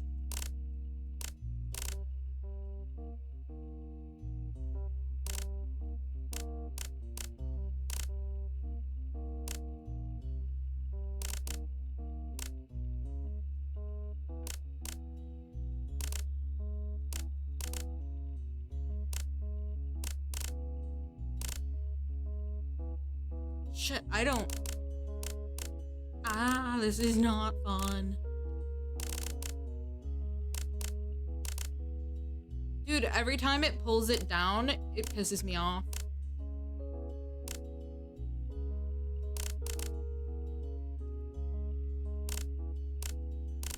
This might actually be my own personal hell.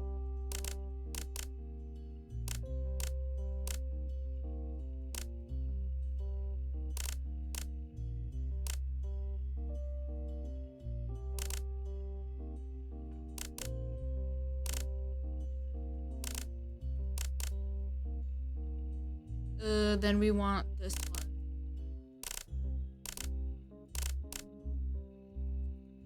Oh, we want it on this line, right? Oh my god, the ducky can help me, but I'm gonna do this. I've got it. There's no way. I can do this.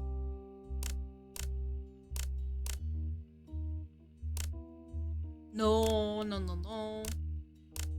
Okay, please. How do you get this one in the middle? Unless it's because it needs to be up farther.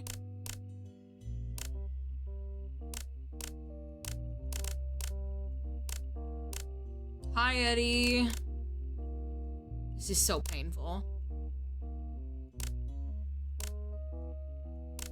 Okay, wait, I got it. But I need to fix this. Unless we're supposed to just go up one. Dude! Ah! Ducky, help me. Oh, he could skip it. They know this one's like tormenting. I don't know if I want to skip though. I feel like I can do it, it's just not easy.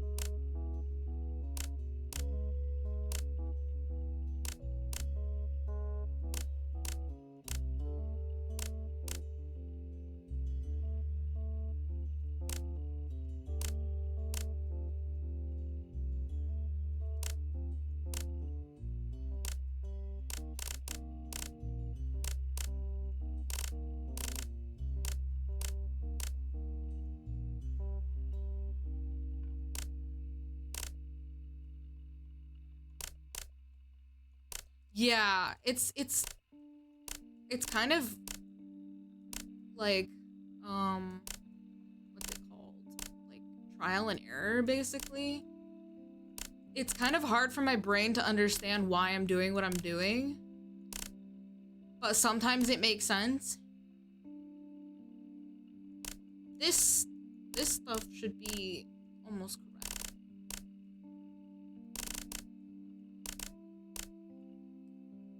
I just don't know how to make...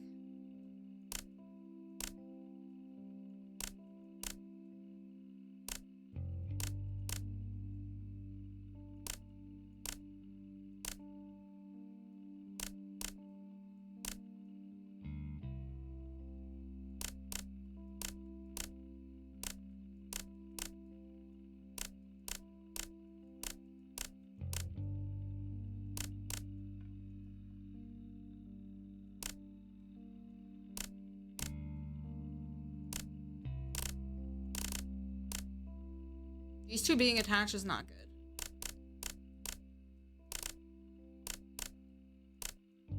No. No, no, no.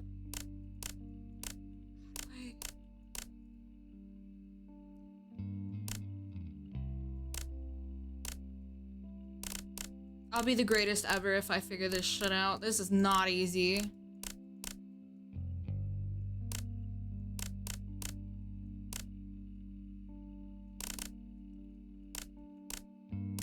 This piece of his head is very difficult to figure out.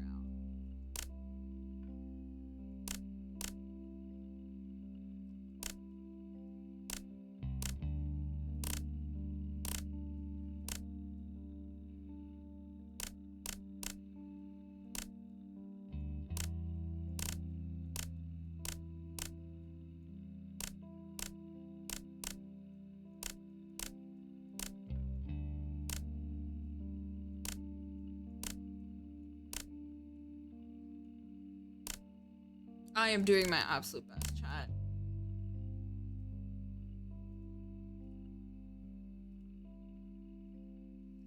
Like, I see where it connects. It's just like trying to figure out how to like separate the pieces, you know? That's difficult.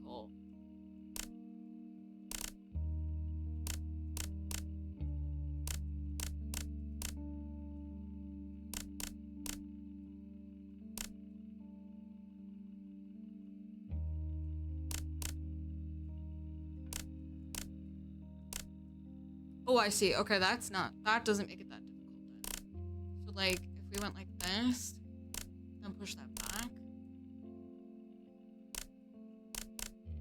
And then went like this. Fuck. Wait.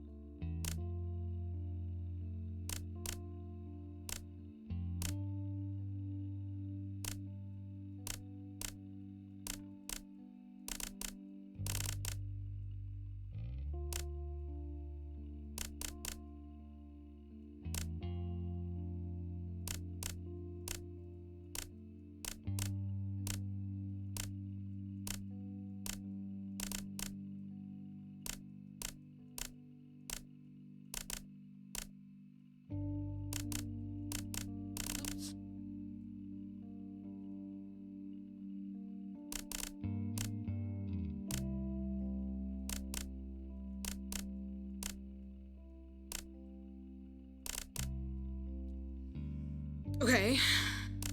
Slowly. Very, very slowly. I see how to do it now.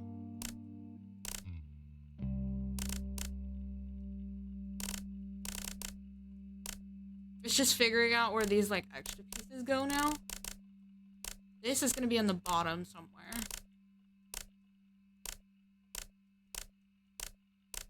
Oh wait, no, I see where it's to go.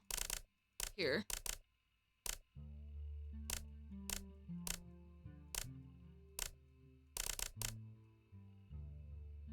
This doesn't belong here either.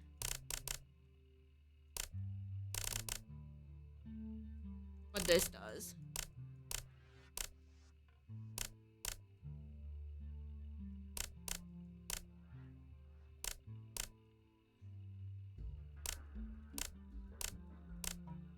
Oh no, I just fucked everything up. Ah! That's the problem with these puzzles. It's so easy to break everything.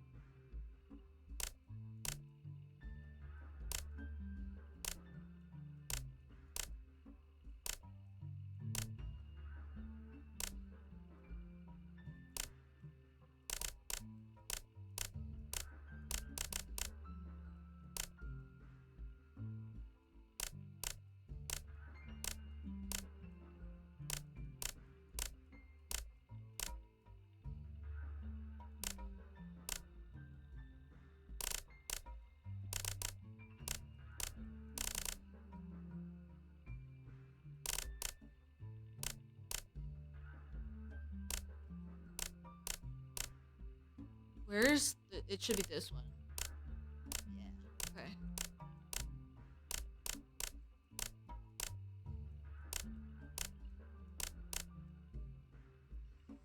I'm getting there, I'm getting there, I'm getting there. Okay.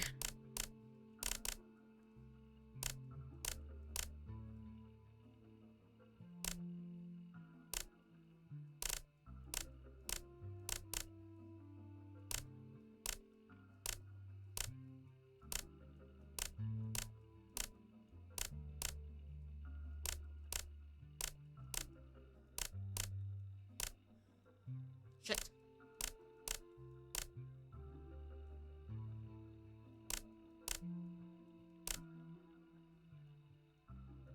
Oh, I broke it again. Ah! No!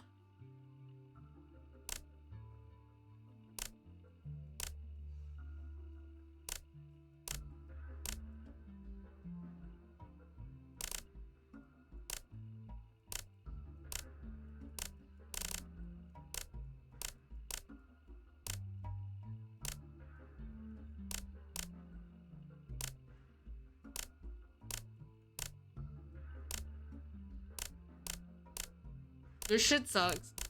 This puzzle is not nice. This puzzle is not kind.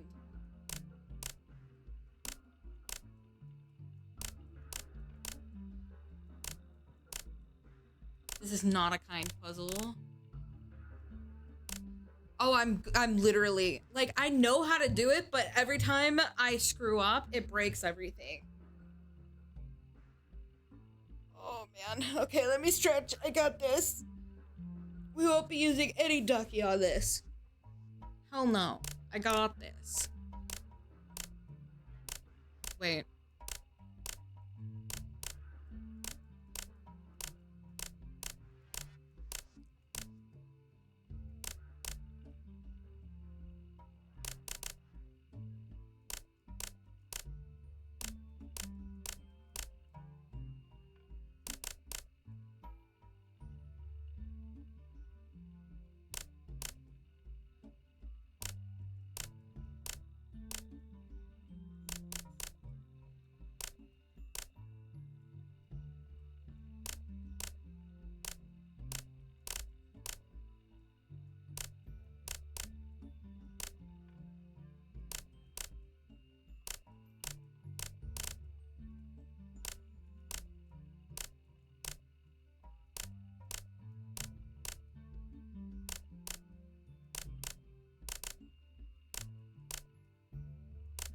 I keep forgetting that I have to like not do it on a row where I've already put things in place.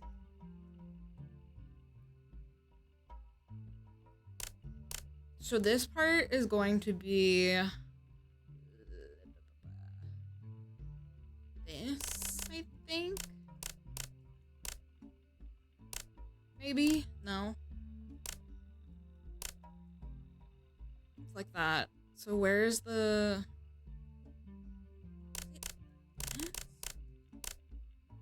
No. Can't be. Sorry, I'm apparently just really oh, it's this.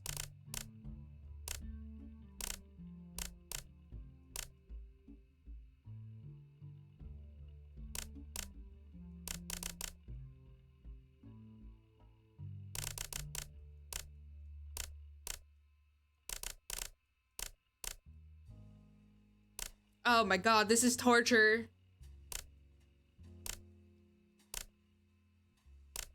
Like, I definitely know how to do it. It's just like one of those things where it's like everything screws up so easily.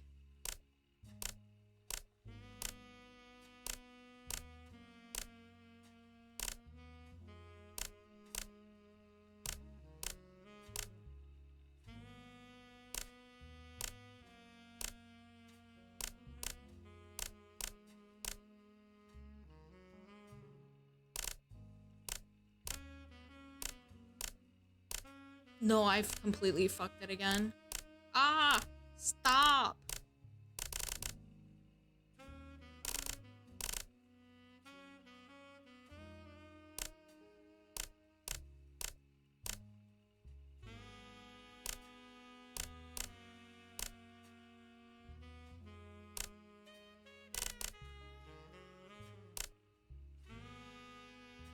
Losing my fucking mind live on stream. Oh my god, they're wrong again. Oh, I'm gonna lose it. Chat, help me, save me.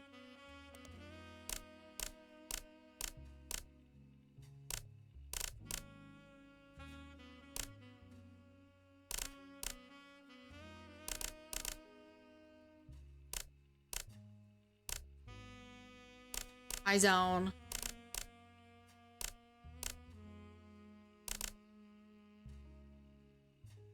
This shit isn't even in there again.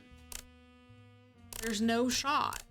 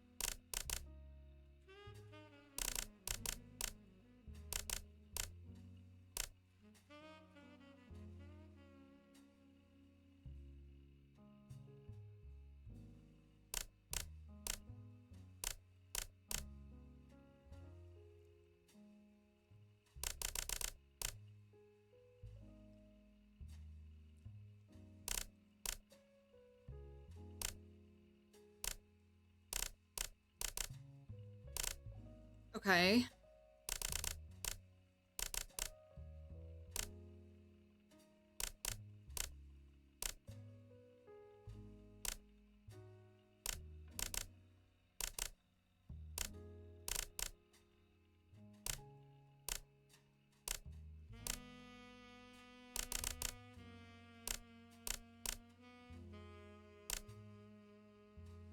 Wait, why did I do this? Why is this one here?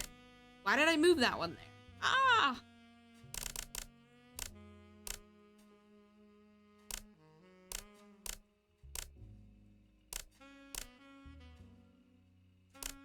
The hand.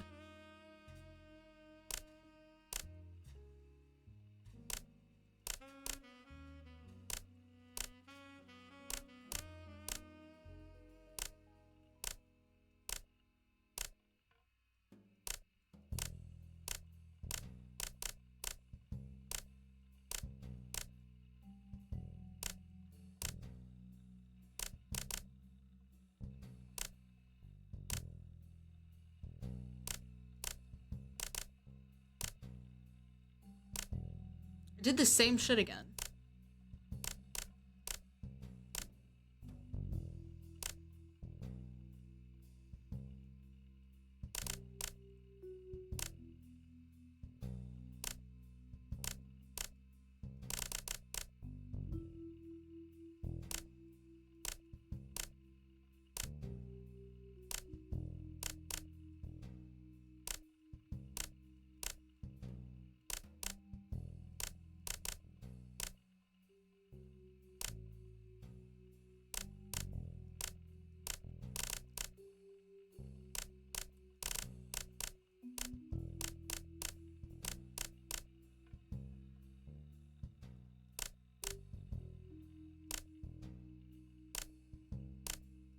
There's probably a way easier way I could have done this, honestly.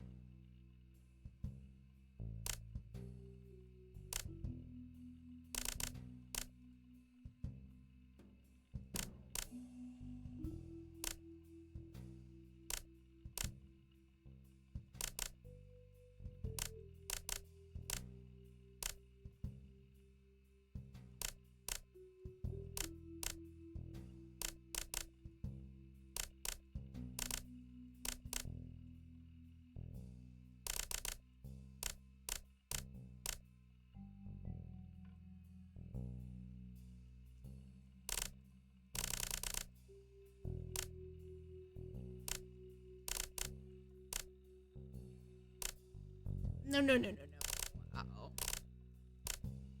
Uh-oh. Did I just break everything I just worked on? That I was so close? Oh, I was so close. Chat, no. Chat, no. Okay, wait, no, I fixed it.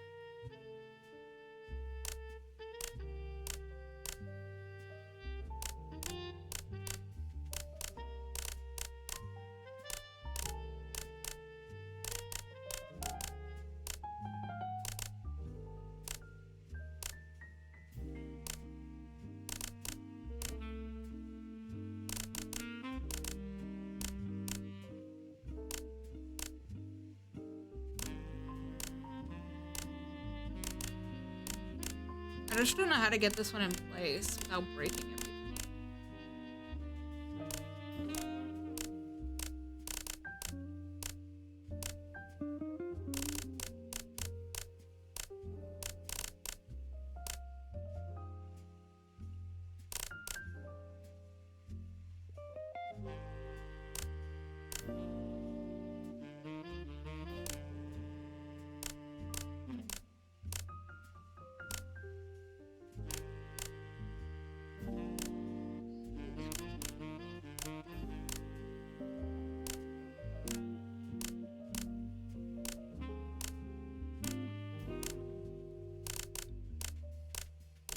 I have no idea what I'm doing at this point.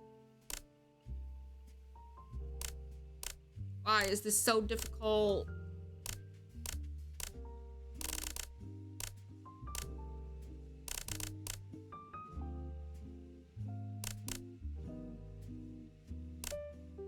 I can do this. I can do this. I can do this. I can do this. Totally. 100%. The hand is pissing me off.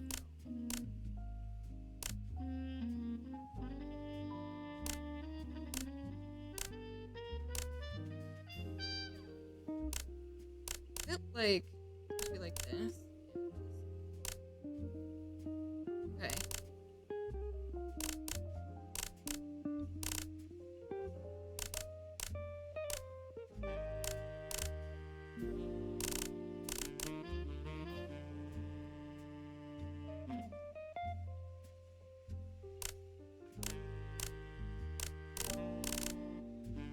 How do I do this? Hang on.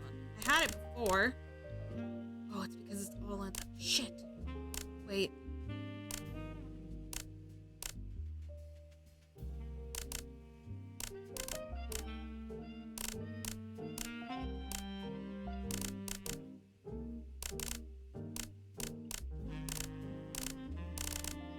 Oh my god, I did it. I know. Holy shit, that was hard. Wait, Chad, that was legitimately difficult.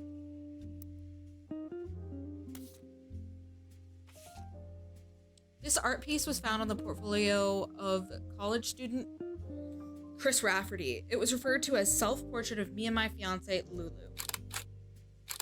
So this is Chris Rafferty.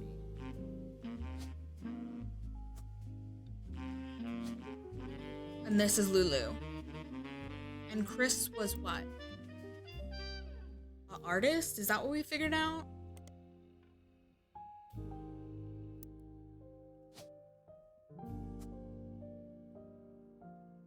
And now, let's see. There's the cousin picture.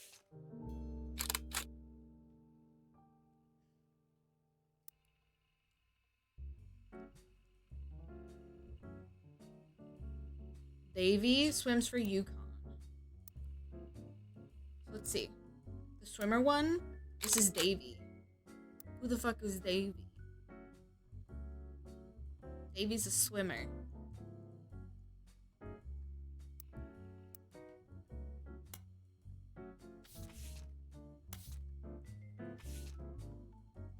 Okay, there's two girls. Davy's younger sister. Do we have any 2 slots left? No. Okay, so this is gonna be Davy. Oh, shit. Okay, wait. Oh, God.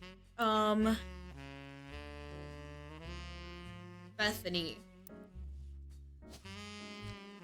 Bethany Kellogg. Oh, God. Okay, so David the 4th, and maybe David the 3rd. This would be Davy. This would be Bethany. He's a swimmer. Ooh. So I just do student in college, and she must be like just a normal student. And then an only child. It could be here or here.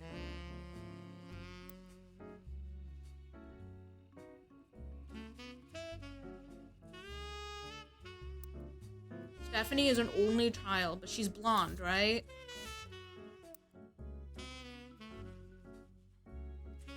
Let's just assume this is Stephanie. Stephanie Cattrall. Wait. That'll help us. Hold up. No, it won't. Let's look at Cattrall then. Sam Cattrall. That could be... Oh my god.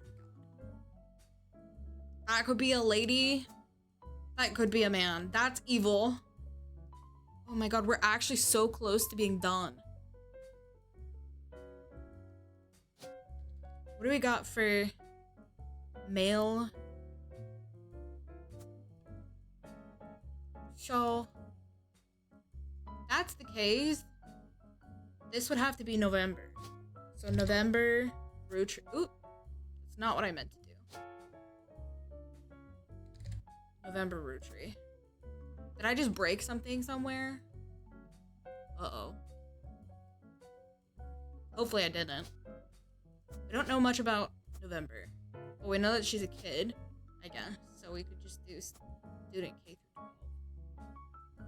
And then this would be Stephanie Cattrall.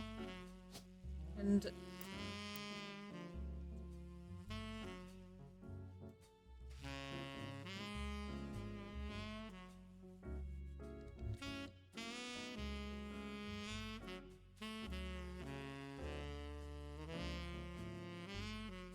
are we just saying she's a student too? Oh, I don't know.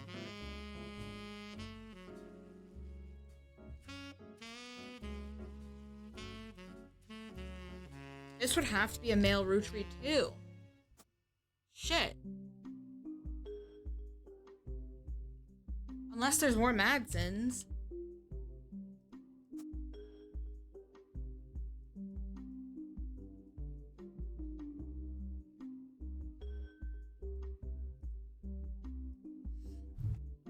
God damn it. Okay.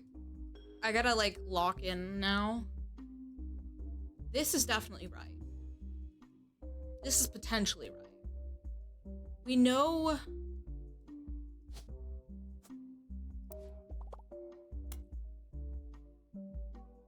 Clark Rafferty only has one child left to place. It's his oldest. I already did that. Stupid duck.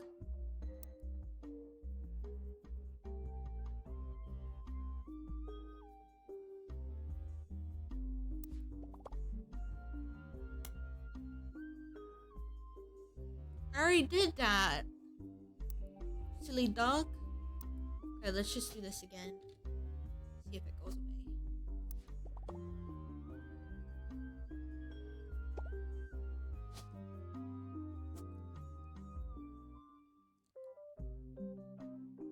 The duck's not gonna help us. Because we already have the information from the duck. Let's just let it go through. Unless...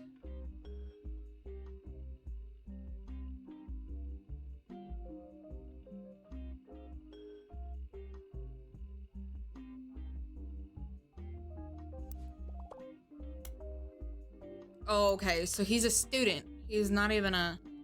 Okay, so he doesn't count. That's what I was missing. There we go. That was kind of evil because it painted him as a,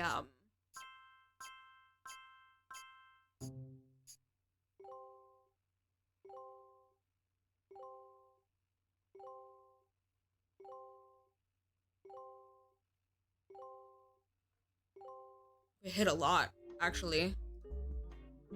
Sick. Nice. Okay. This wasn't right, though. So Stephanie has something else. There's something different about Stephanie, probably her occupation. She's in middle school in that picture.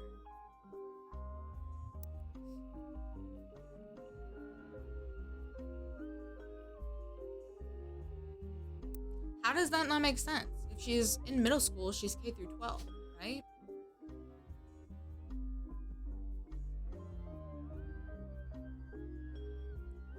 Because it says middle school. There's something wrong and I don't know what it is. This is not November. So that means... That doesn't have an extra picture. Which one would be November then? Shit, wait. Where do we have a kid left?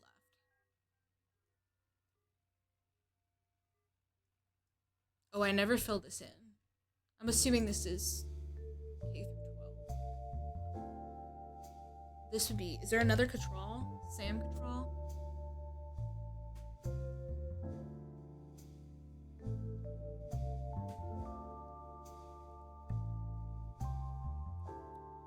Wait, but if this isn't November, that would mean this is... So Sam Cattrall. And then this... Yeah, so wait, that makes more sense. Now, this could be November?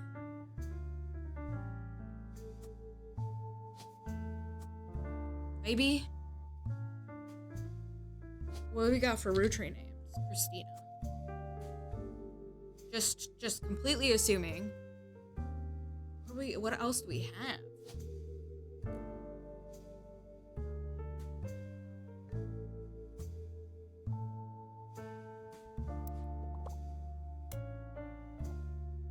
Lauren hints towards one of her brother's occupations. In her death.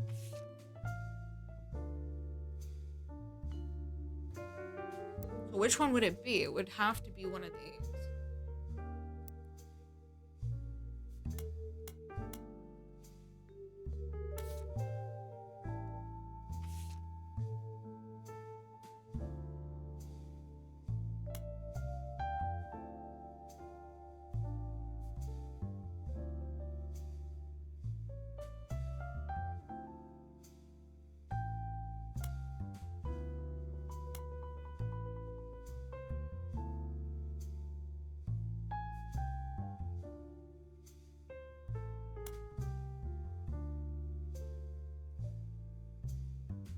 It has to be in the Clark article, actually. Pretty sure she talks about...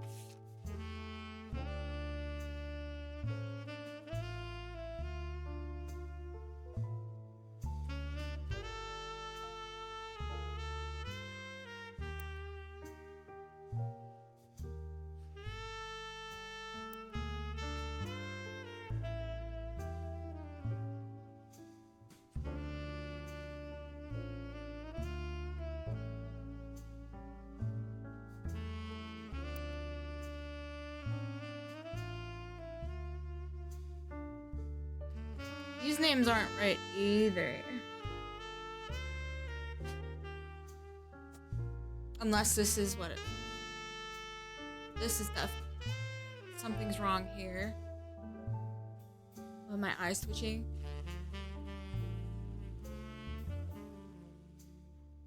God, we are close.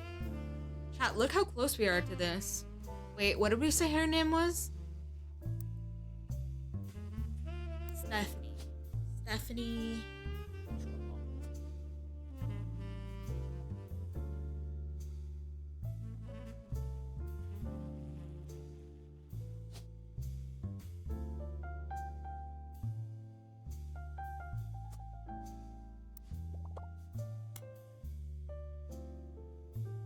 One of her brothers is following in her father's footsteps as a lawyer. Oh, yeah. Wait, I remember this. Hold on. It was in this one, right? No, it's the other one. This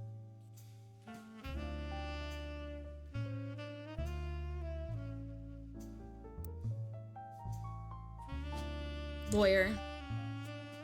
Edward's the lawyer. Right? Yep.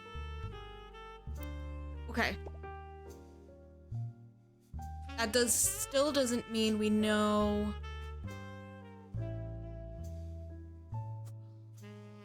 about, I forget where there's information on November. Hang on, let's see if the hint will help me. The name of Jim's father.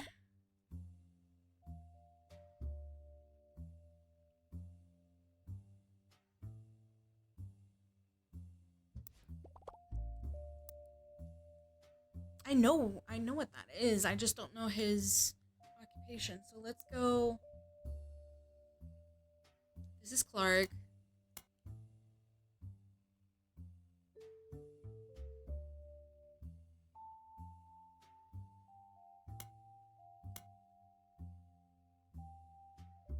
It's shitty that I need to use so many hints towards the end.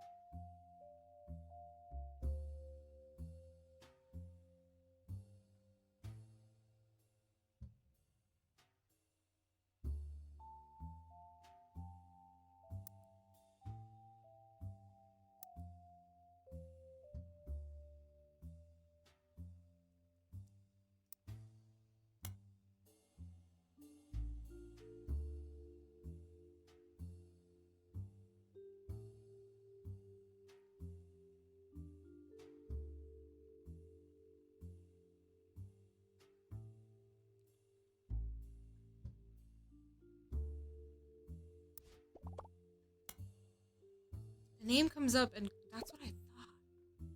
It's Jim, right?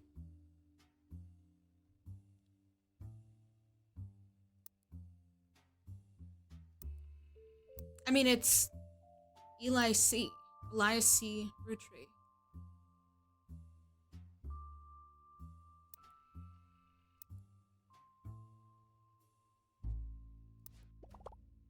What am I missing?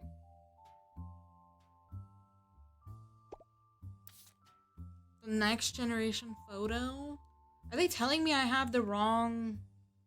No, I need the end because I think it's his job. You can find a mention of Eli's occupation in a periodical article about someone closely related to him. Okay. That's what we need.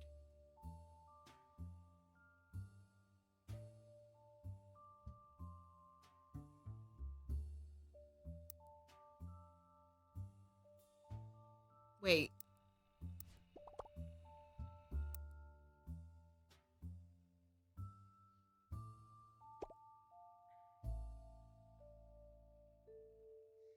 Would it be periodical Butler County Times maybe, and then Clancy Edward?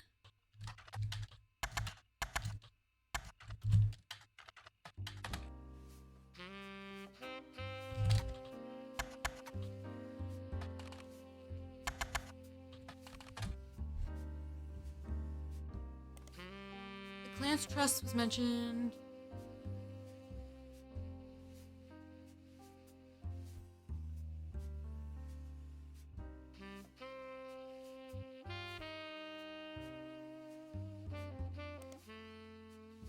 Clancy Edward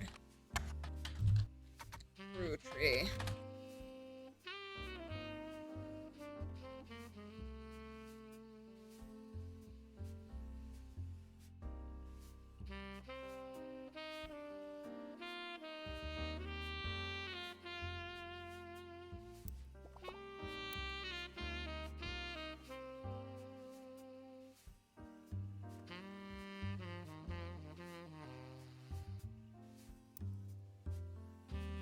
So he was Elias' son, which makes sense.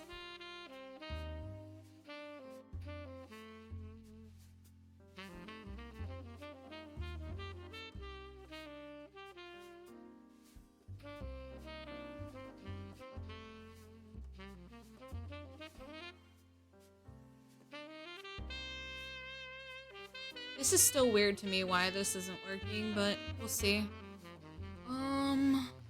Unless she's just a college student too. But they're like tricking me. I might as well just try.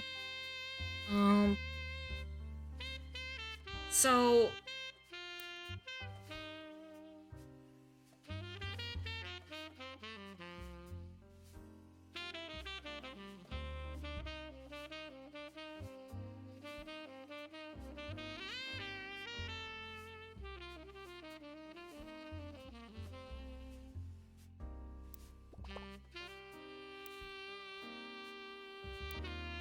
Robert Roottrees, or Ronald Roottrees, was one of the ones that were against the clans, this thingy.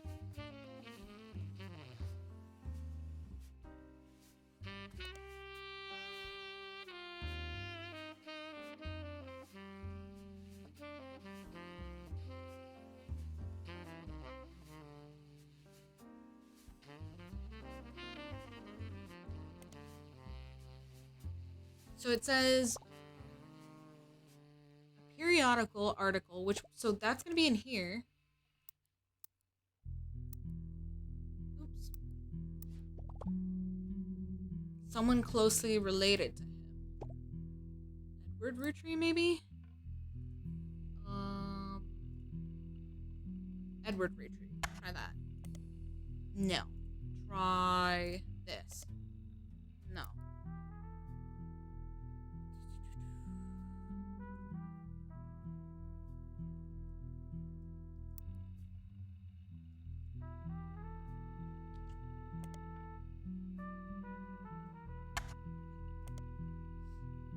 What was the... Did it say anything about what the law firm was?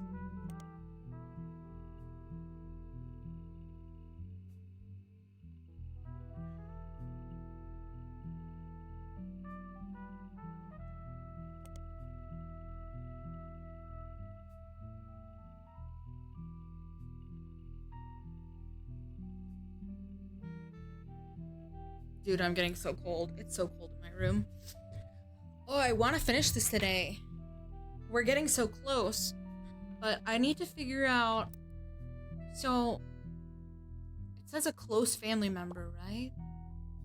Someone closely related.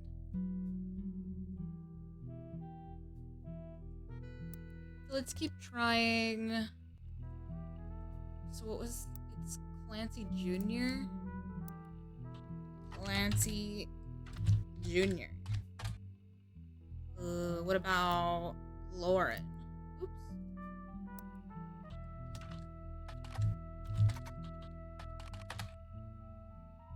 The Butler County Times reviewed Lauren's diary, A Life Between Wars. They go into a bit of Lauren's history. She grew up around She grew up around the famous Roottrees family. She wrote some romance books involving historical figures such as pirates and knights that were released under her married name Rafferty. Now her diary is being released under her birth name, Roottrees. The reviewer gives it a 4 out of 5 and claims it captures the evolution in perspective from adolescence to adulthood, and a true feeling of change in society across multiple decades. They call special attention to the author's recollection of the day she heard that her husband Jacob died in the war, and how times have changed in more than 20 years between the first and last diary entry. The writer of the review mentions that because the majority of the interactions in the book took place in Butler County, including many locations they personally recognized, it made everything feel more real and perhaps contributed to a higher score than it would have received otherwise. Okay, that's not gonna help us. What about Clarence Trust?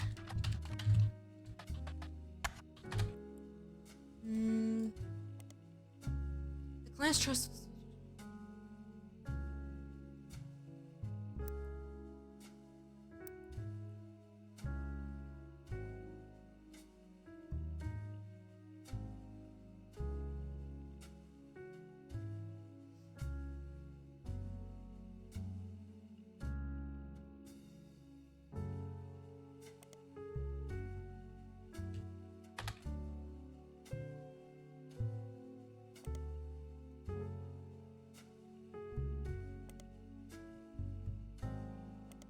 Okay.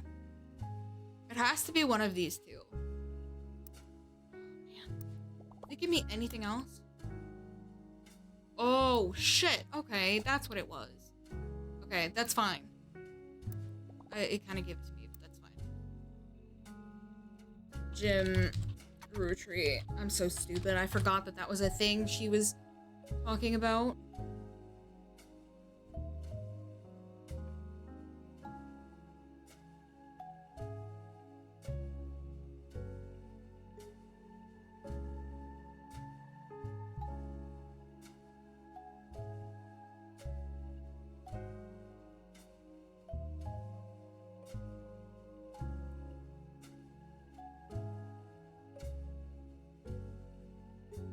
The benefits of our famous family is a massive company willing to be a client. That's also how my father was connected to Roottrees.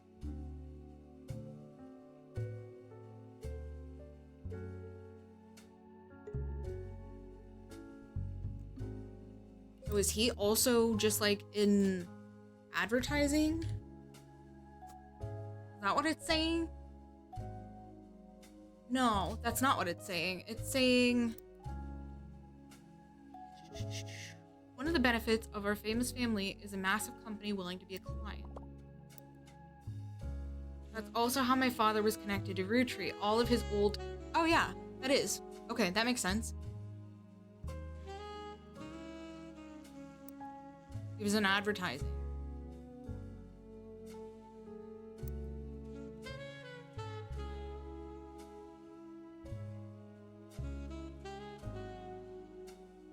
Now, if I search Clark Rafferty,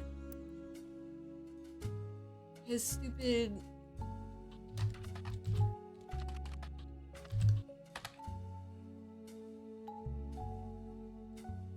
advertising. I forgot what that was. Shit.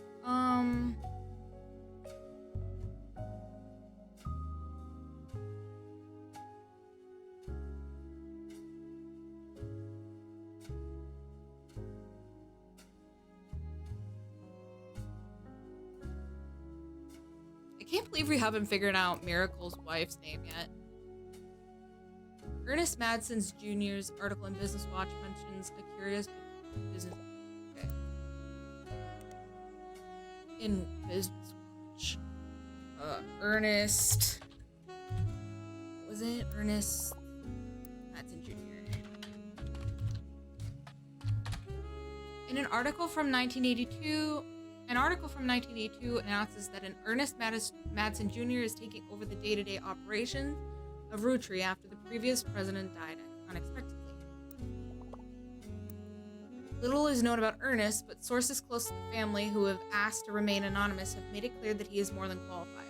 There are rumors that Ernest had originally trained to succeed Zach Morton, but had been passed up for unspecified reasons. Business Watch also managed to get a quote from the company's publicist. The last 4 years at Roottrees have been rough. In an attempt to keep our products relevant to the modern audiences, some of our decisions have had unintended consequences.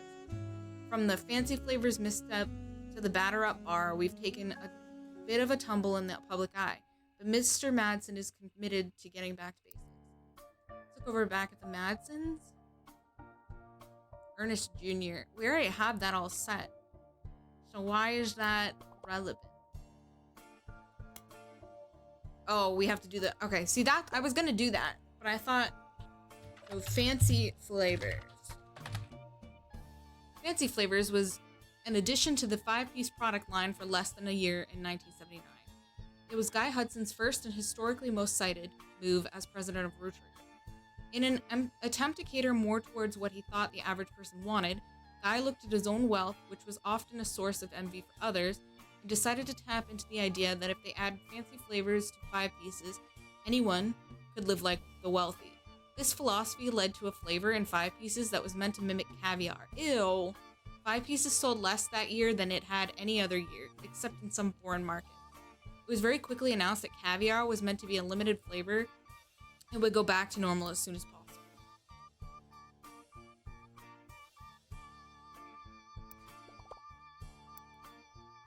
Okay, that was another dead end. But now we know that Guy Hudson was just, like, useless. Doesn't that just give me... Guy Hudson's... that he's a president? His business affairs. Okay, let's try this. Sorry, I'm just, like, cheating at this point to get these, like... I still have to put stuff together.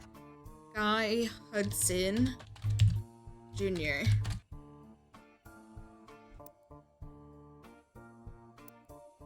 Oh, it's Guy Hudson.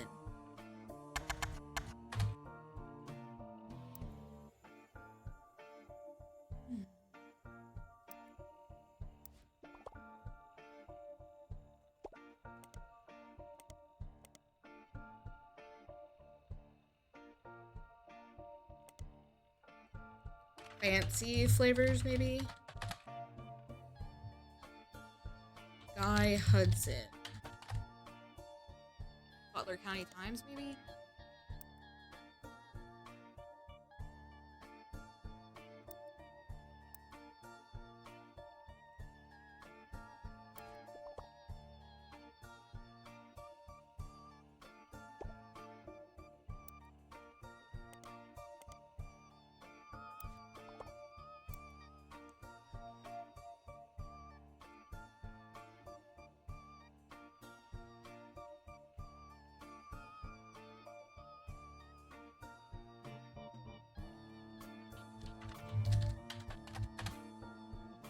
Am I just spelling his name wrong? Is it Hudson?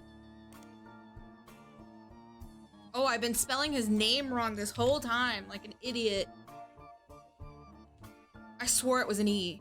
Although the Butler County Times does not archive their obituaries, they did a front page story in 1982 about Guy Hudson and his wife Patricia. Do we have that? Where is Guy Hudson? Here, Patricia Jones.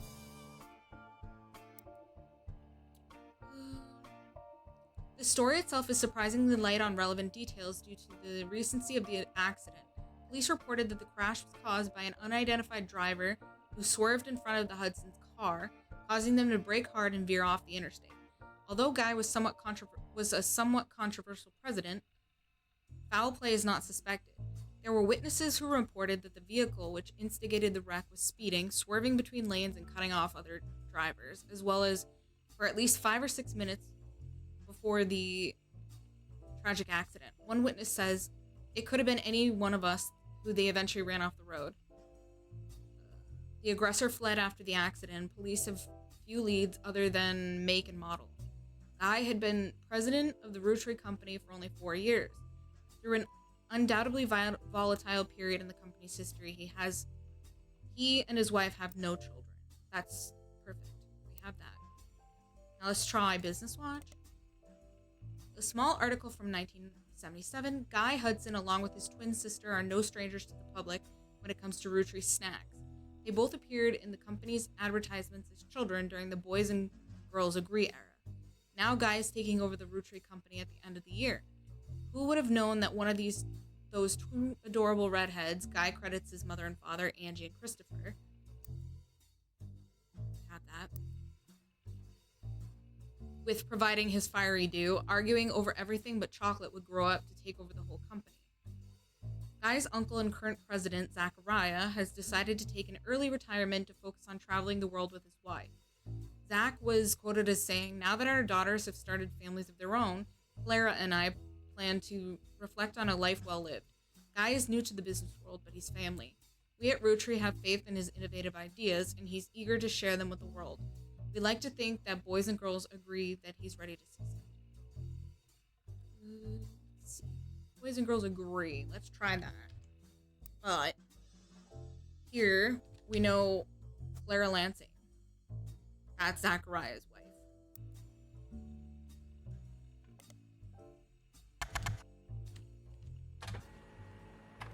There's the picture.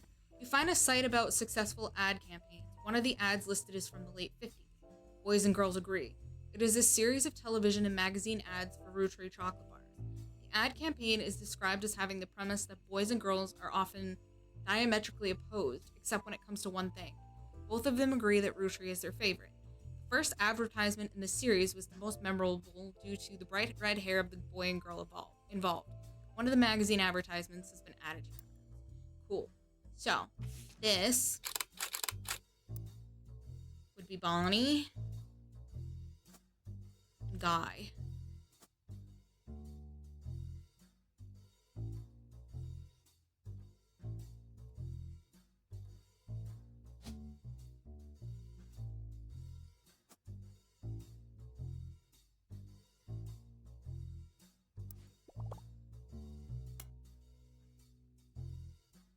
Mentioned a new Roottrees. Oh, did it? Oh, hang on. This is an ad for Roottrees candy from the late 50s. It was part of a campaign called Boys and Girls.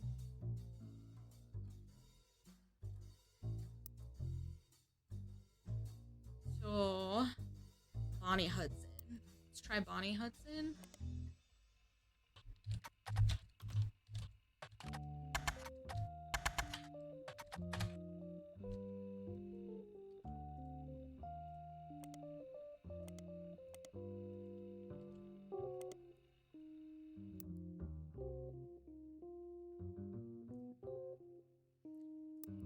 It did? Brother Trouble. Oh, wait, that wasn't the right. Okay. History. Where's Brother Trouble?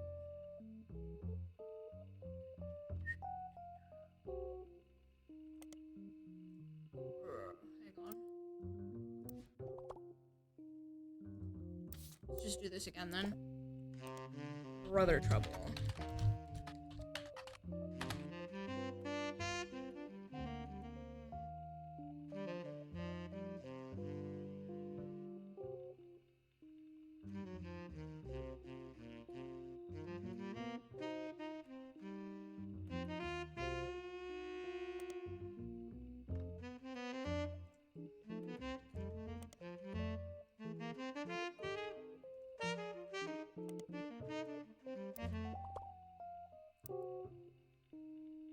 Oh. Well, that one immediately went away, so we must already have it. People's Business Ventures. Ron Roottrees Company. RR Productions. Defunct production company responsible for Brother Trouble. Find a comment on a Usenet board stating that Brother Trouble ended up being an ironic name considering the rumors about RR Productions. Ron and Robbie Root.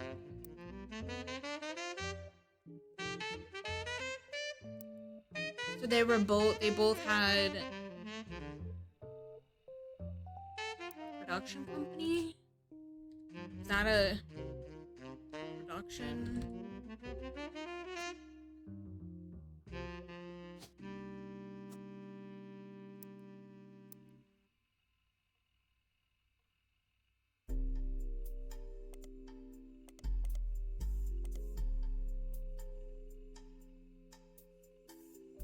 I don't know what you would consider, I guess, showrunner? Is that an option? Shit. What would even that be? See, this is the problem. Like, it tells you things, but you have to decide what, like, it actually counts as, you know? Robbie.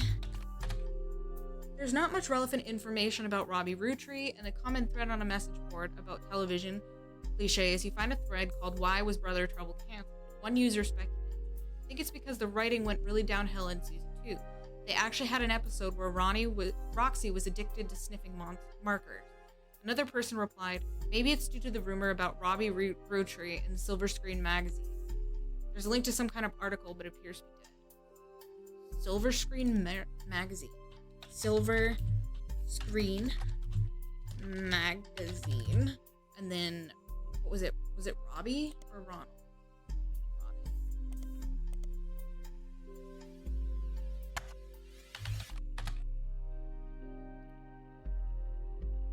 Ron.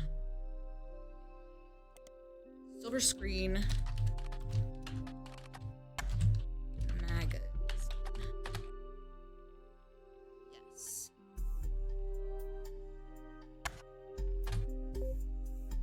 Silver Screen magazine was a Hollywood insiders magazine focused less on actors and actresses and more about the nitty-gritty of writing, directing, costuming, set design, film promotion, and other elements of filmmaking. It ran from 1983 to 1999. It was bought by a bigger, more recognizable magazine a few years ago, and the website now redirects to the new magazine. The new magazine, okay. So, Silver Screen, and then Robbie. It was because I didn't put I put a space. A Small Rumors article from 1992 claims that self-taught television screenwriter, screenwriter,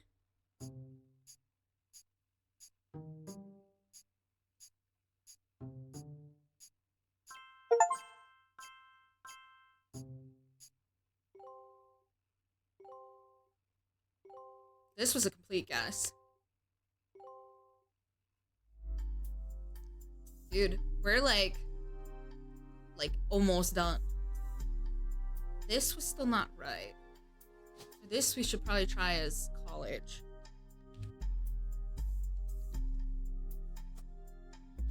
I don't know. See, like, so this still isn't right. So we need to figure that out. But let's keep going with this. It seems he, again, allegedly embezzled from the company RR Productions to fuel a gambling habit that left him hundreds and thousands of dollars in debt. He then fled to Paris, where he grew up, and then Silver Screen continues to insist this is all very much allegedly, assaulted an officer who came to question him. The article's author says they were unable to get a statement from French authorities, but received information from an anonymous source and were able to confirm through public record that there was a trial involving a Robert Roottrees around the time that Brother Trouble was canceled. Now, what about Ron? There's an article about Ron Roottrees from 1984 entitled "Don't Blame Nepotism, He Gets Result." After finding some small screen success, first as the director for many soap opera episodes and then stepping in as a showrunner to turn around a few struggling productions, Ron has decided to start his own television production company. Ron was born in the US, but grew up in Paris with his once famous mother and his brother Robbie. He gobbled up American cinema whenever he could. When he was old enough, returned to Hollywood to attend film school. He brings a special kind of charisma and an eye for unusual shots, particularly when it comes to comedy. Those he's worked with have gone on record as saying he's an attentive director who can work with actors to make sure the timing of a joke lands perfectly. Ron plans to pitch new shows to major television studios as soon as 1986. Until then, he plans to find the right project. He has occasionally called upon his younger brother for script punch-ups and has thought about bringing him into the fold. So let's try director for him. Director. So. Maybe this is wrong because it's November.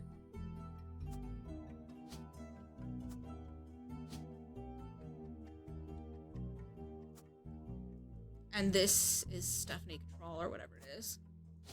No, wait. That doesn't make sense, right? No, it doesn't. I'm so stupid. Control.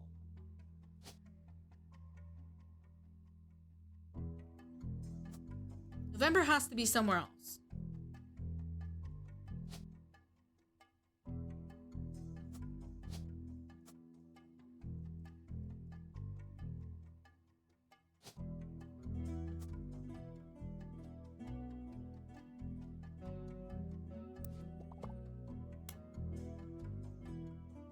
Jones graphic. I'm just using this to kind of like clean up what I've already, like, it gives me a little direction. Company and print, is that what it was called? Graphic and print.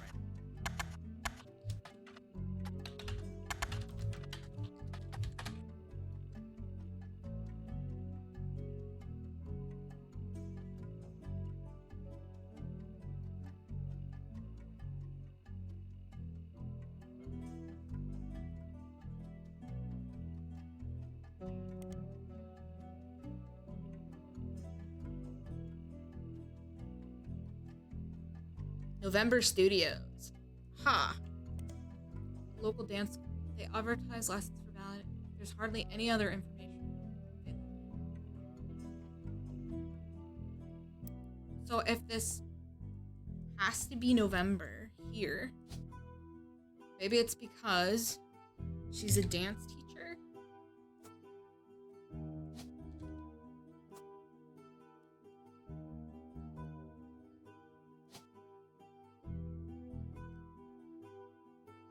Damn, okay.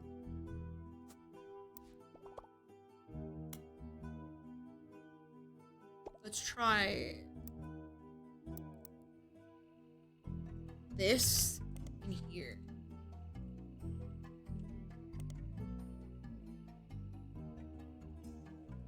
No mention. Super interesting. Okay.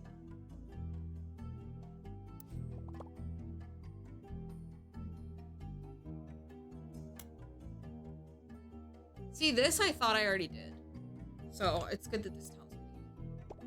Oh, it's because I never did it in this one. The Butler County Times has had consistent ads for tours and demonstrations at the first Anderson Maple Farm for a long time. The farm also appears every so often in a section about things to do in Butler County. It seems that twice each summer, the Roottrees Candy Company's current head of farming, Miss Control, returns to Butler County to demonstrate how 5 pieces were made at the beginning of the century. The demonstration provides free samples of the original 5 flavors. They cost quite a lot to attend and sell out every time, so the Butler County Times recommends getting tickets the moment they go on sale. The ads and blurbs do not have any other relevant information to help with your search. However, you do learn that the farm offers discounts on Tuesdays. Okay, that didn't... One of his cousins is an only child.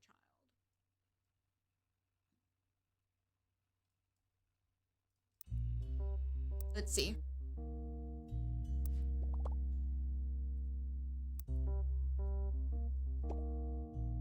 What is it? Cousins.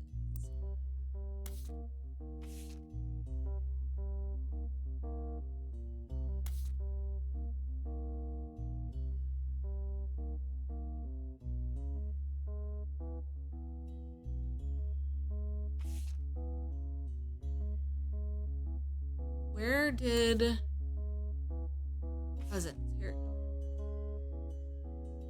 Stephanie, who's an only child. Where did I get that? What is Madsen? What?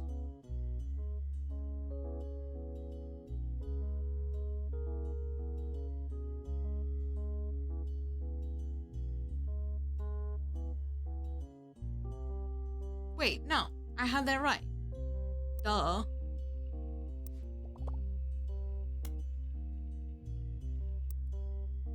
Oh, she's younger than I thought. That's why.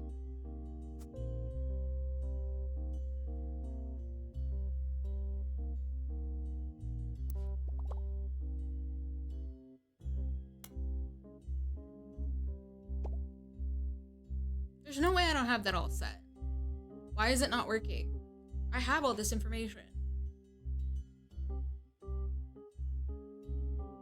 Because this is exactly the line of thinking I went through.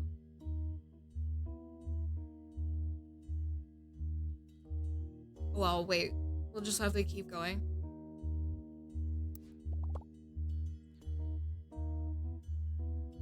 Maybe I have to just do... Maybe it's really this difficult where I have to do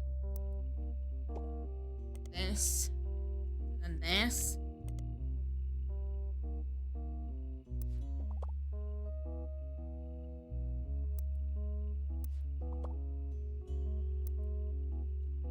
Control.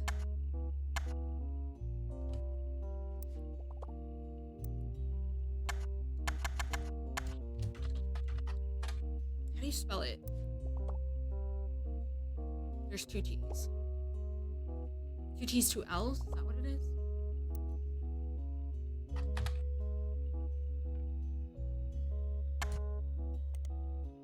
Butler County Times has had...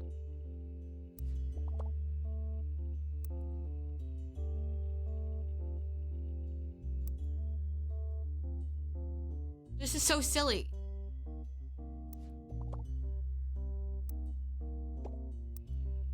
Sam control, maybe?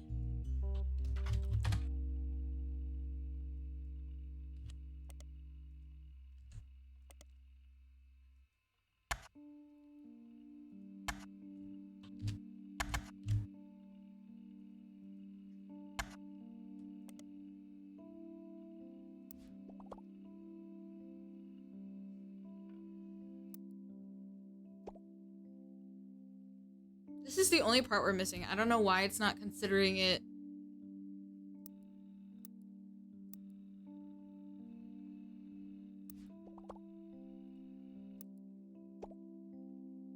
Unless we have to do this and then Gwyneth Madsen.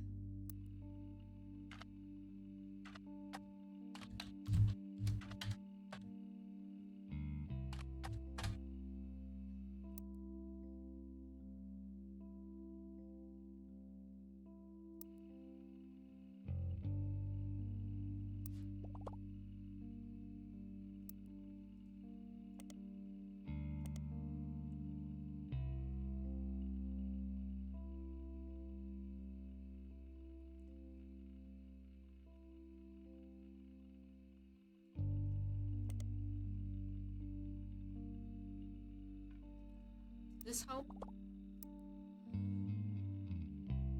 Okay, we already looked at this because there was a picture here. There's some little thing here.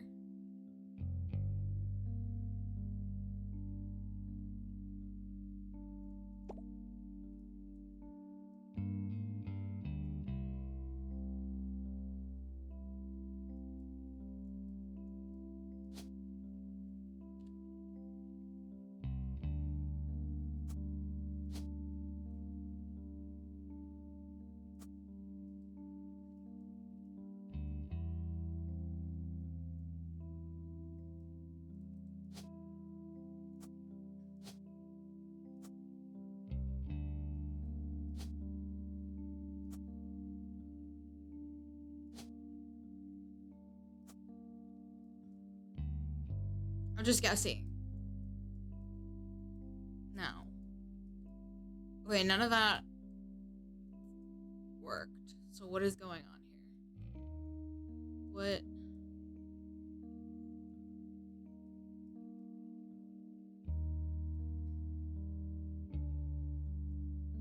Okay, so I can't just like get some information about spouses this way. Which is, you know, probably smart.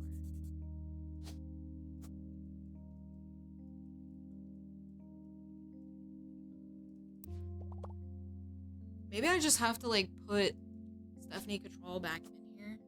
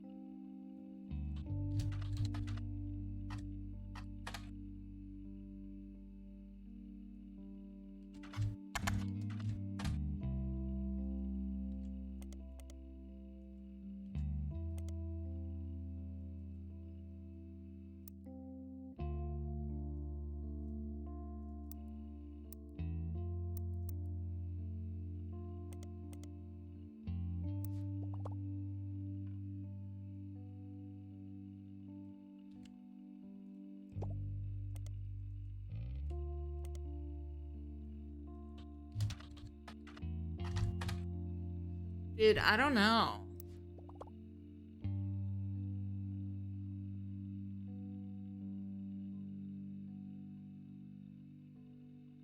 Like, I see where it says that her name is Control, right? We already have that locked in, don't we? Yeah, we do.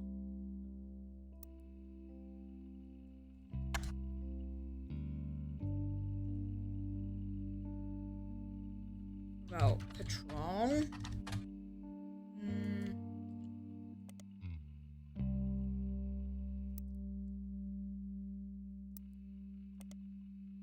What was the maple thing called? This? Anderson Maples? First Anderson Maple Farm.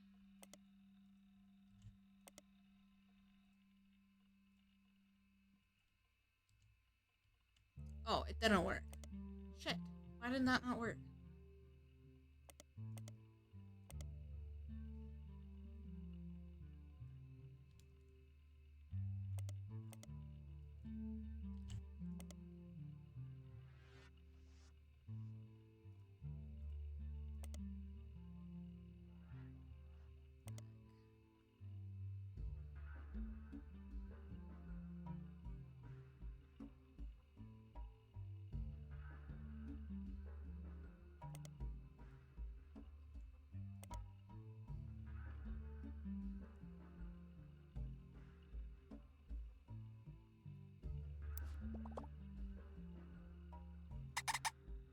Oh, it makes a little squeaky.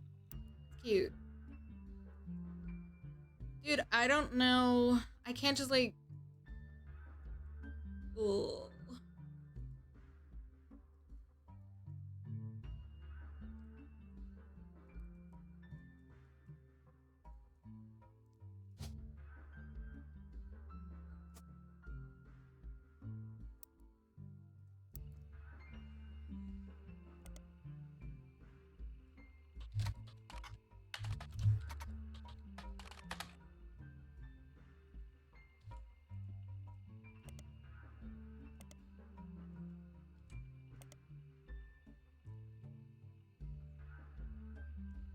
I wish I could figure out why this doesn't go away.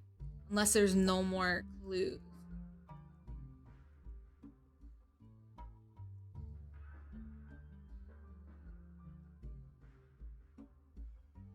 Oh boy. I'm sorry, Cake. Dude, I want to finish this game. Oh.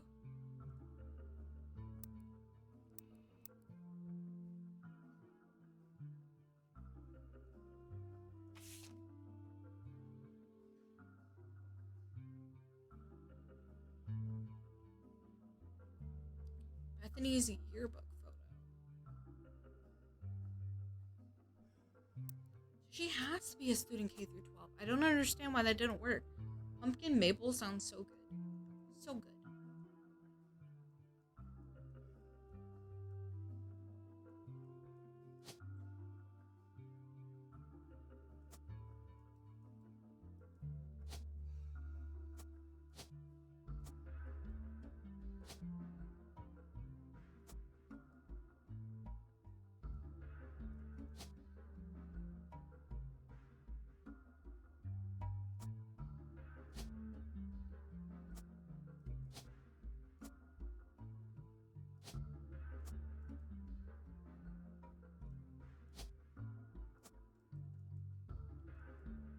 So there's just something here that we haven't found.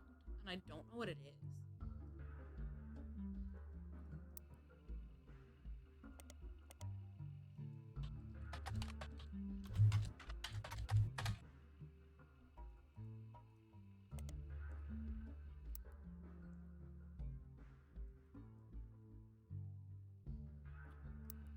Samantha?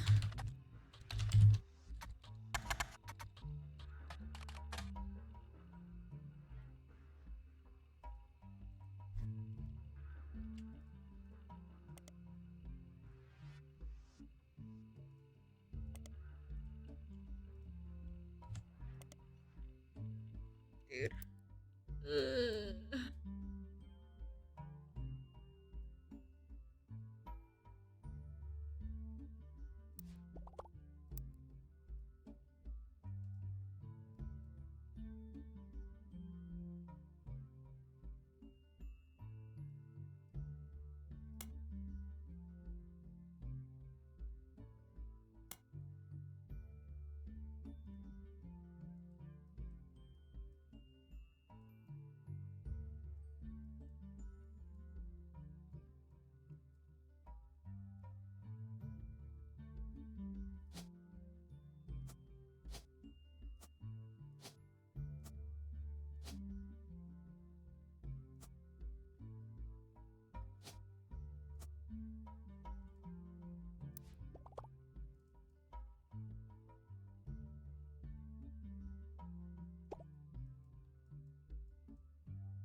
Stephanie's is a yearbook photo. Wait, how does that make sense?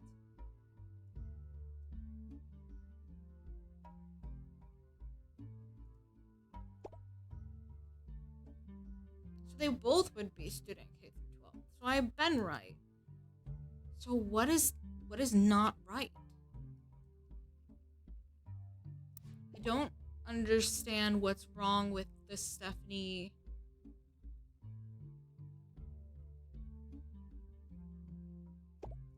That's the worst part, is that just like the hint is stuck because, okay, let's see if maybe like this and go back in, see if the hint will unstuck.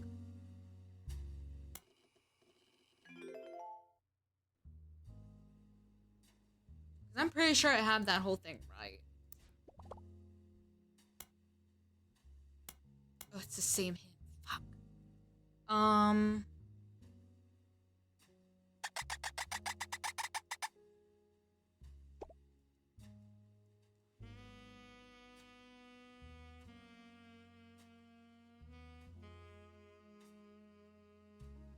It's annoying because there must just be like some little article that's not right.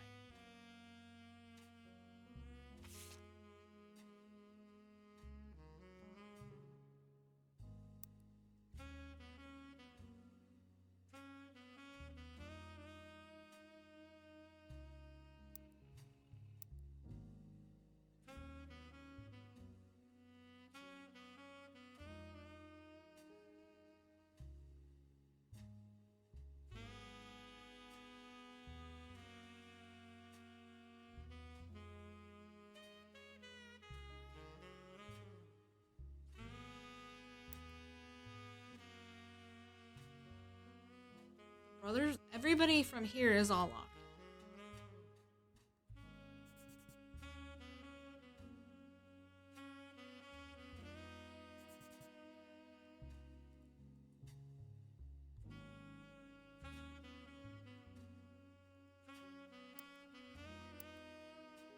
This says there's one more thing.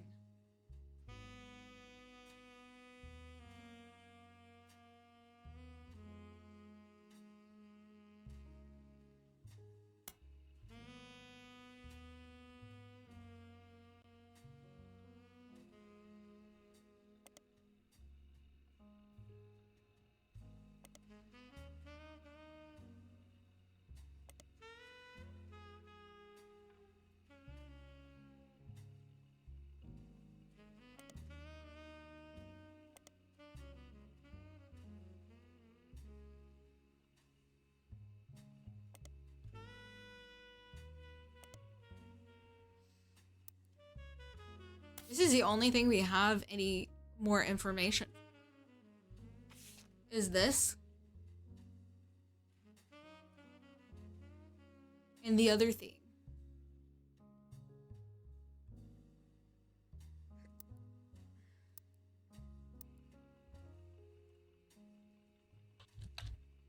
How do you spell her name? Raina? Roottrees?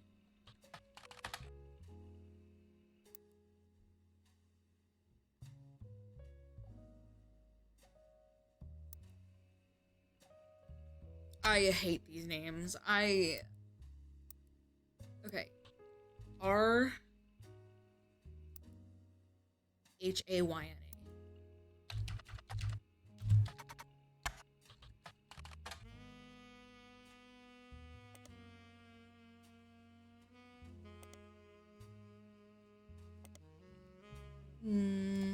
We already have the team blasting.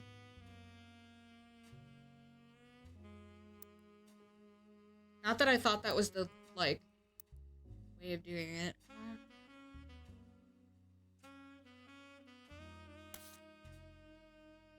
They are whack. I hate them so much. This is what's bothering me.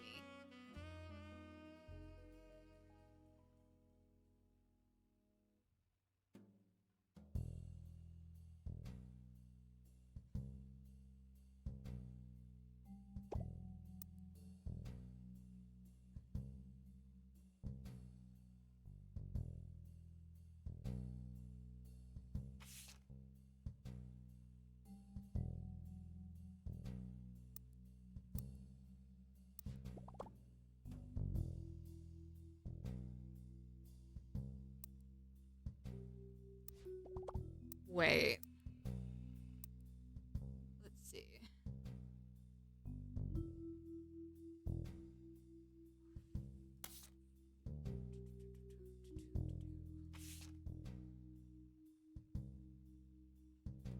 Let's go back to Chris Rafferty then. Hang on.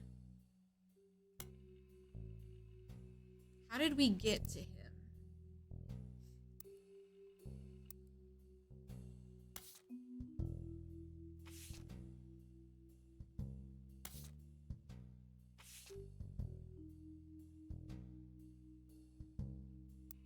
About cousins. I forget how we got to...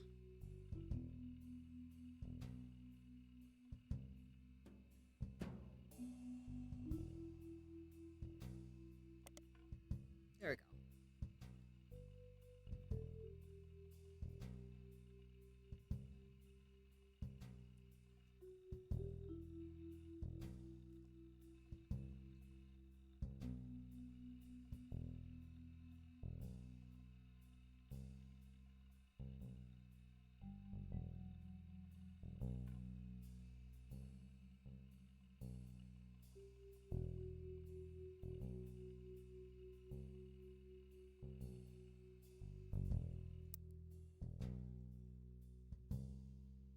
The way this is worded is weird. So Stephanie must be the student kid.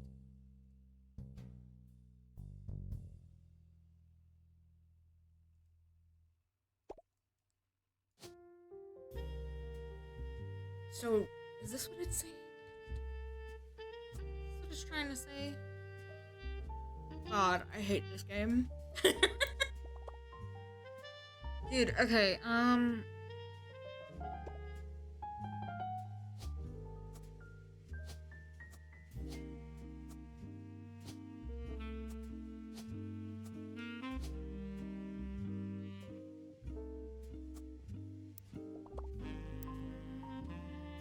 maybe it's just like doesn't have any more hints for me.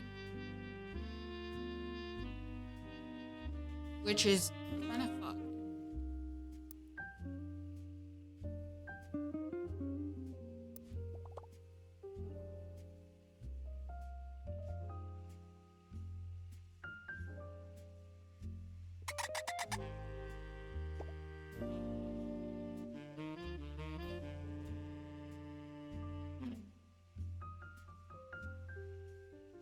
So, where would we find these spouse names? That's the problem.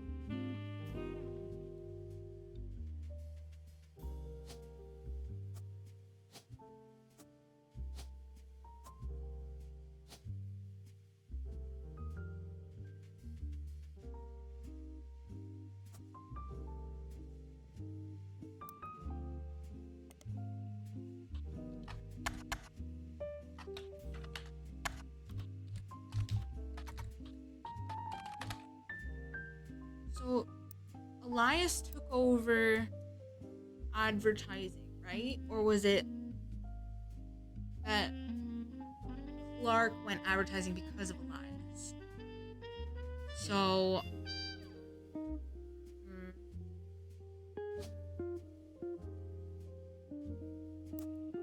Just try searching these names. Helen, Lennon. Monroe Joan.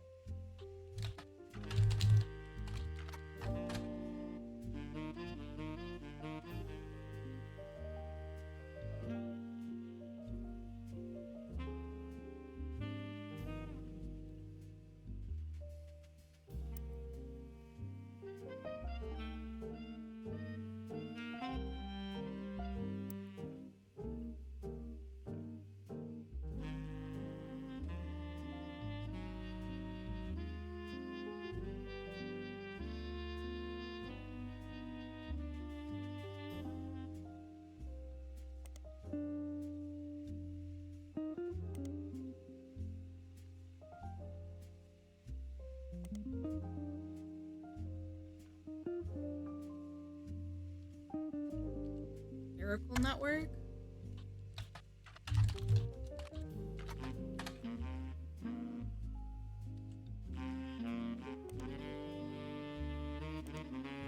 Miracle Roottrees and his son, who goes exclusively by Miracle Jr., have appeared in the Butler County Times a great deal over the years. The Miracle Network, which is a collection of churches, television shows, and products that can be purchased, has multiple advertisements in each issue. You do find one article mentioning legal troubles.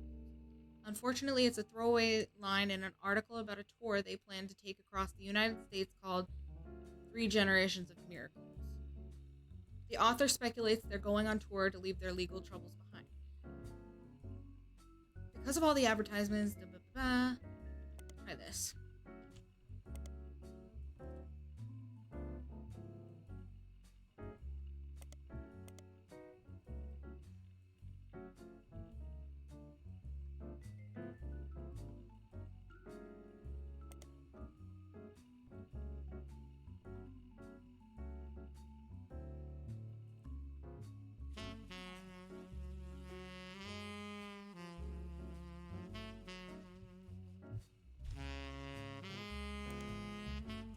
Business watch.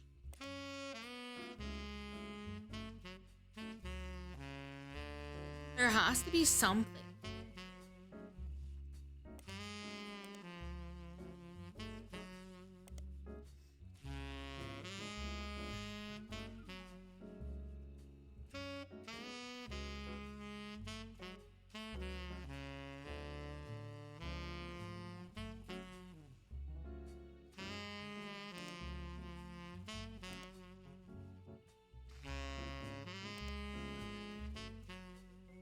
This is weird because, like, if Miracle has been in here a lot of times,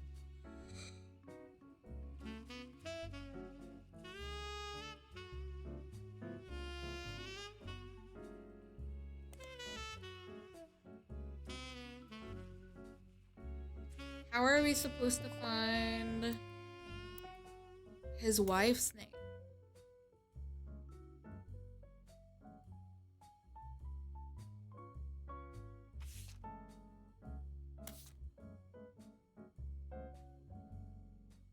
Where's the Miracle Network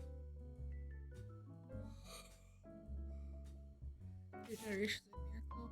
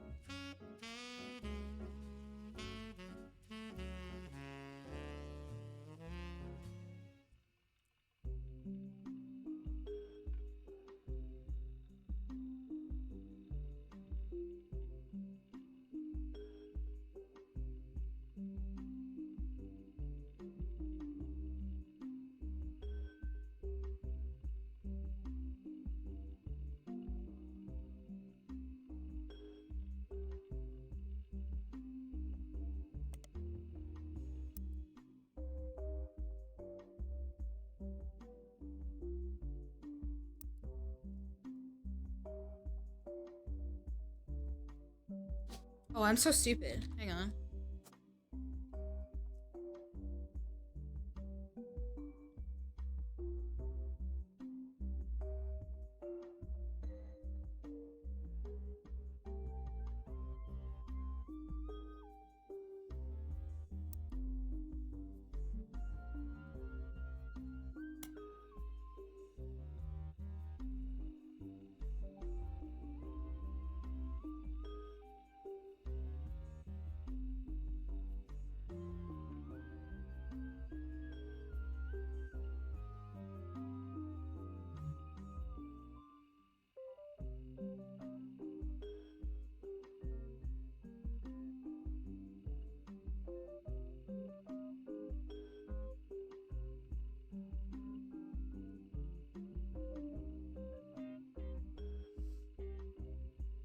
There has to be something. There really does.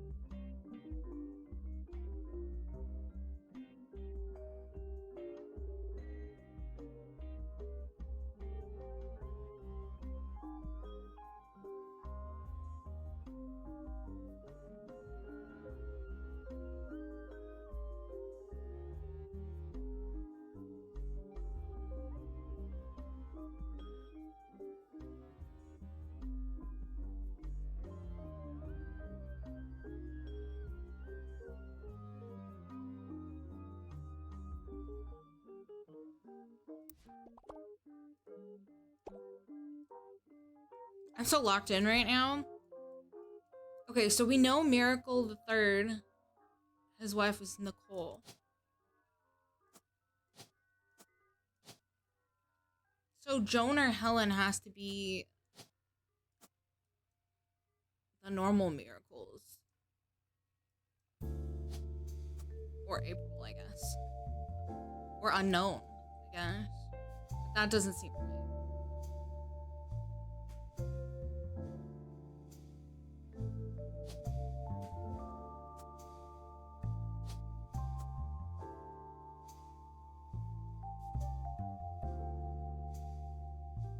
It's really bothering me. I don't know how we figure this part out.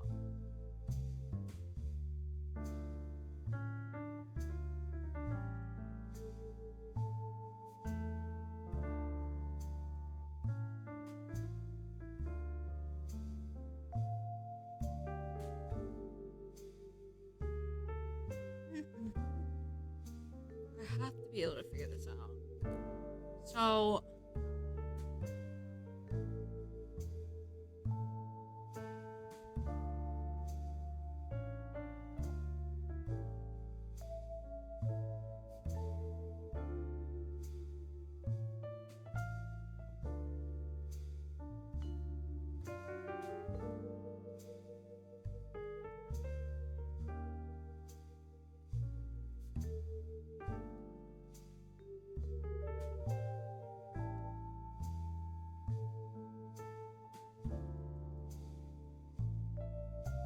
Miracle's the only 5-piece we don't have the wife of.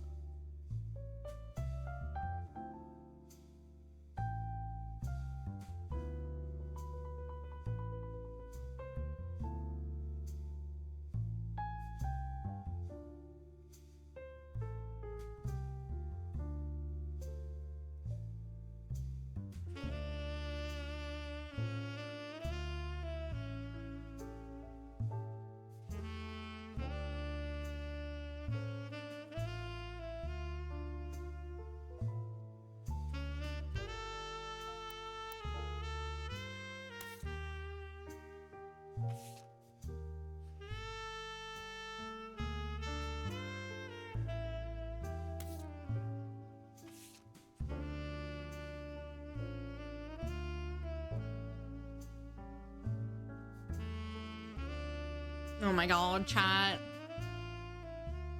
Chat. I'm so close.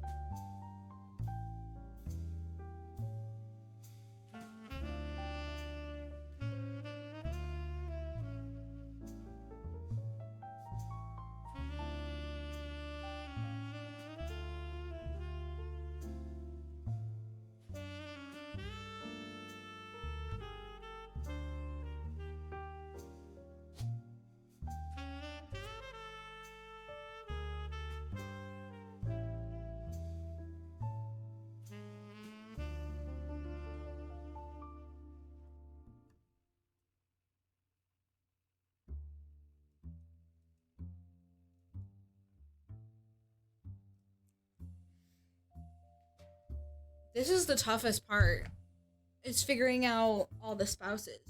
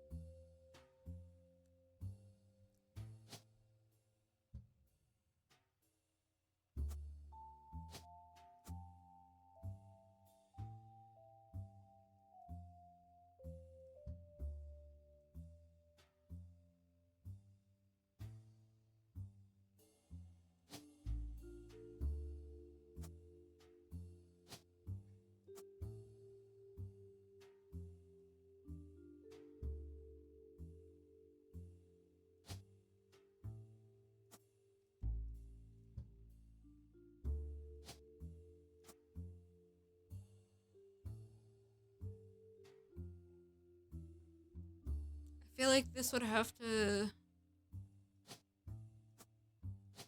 lock in if it was right.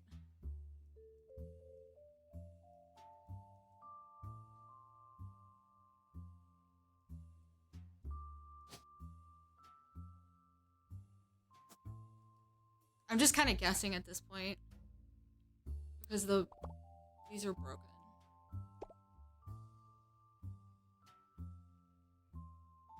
I'm really curious how you find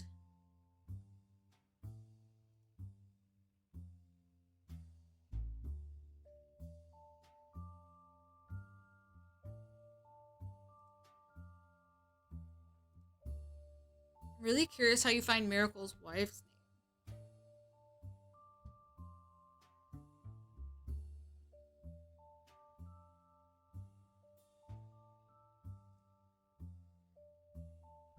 It's just weird. Like, I feel like that should have been super obvious. Like, I realized that Miracle the Third's wife was Nicole because of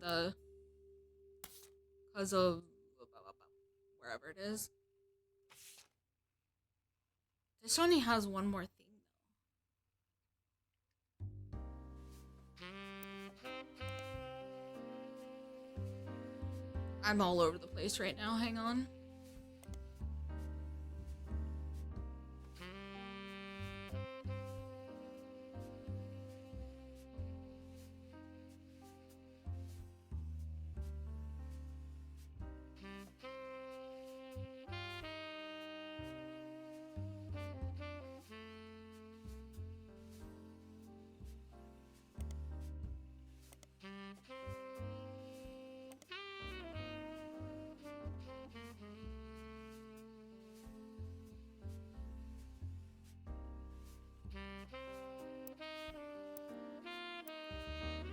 I'm very curious. This and Teen Blast have one more thing.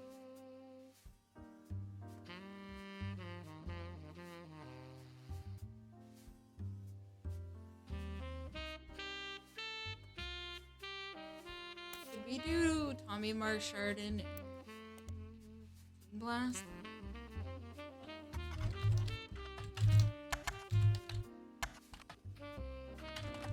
I need to read his name again.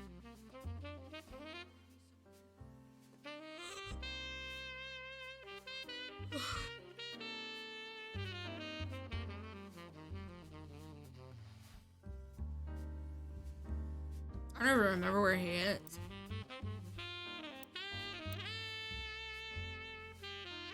PMS. Let's just try PMS.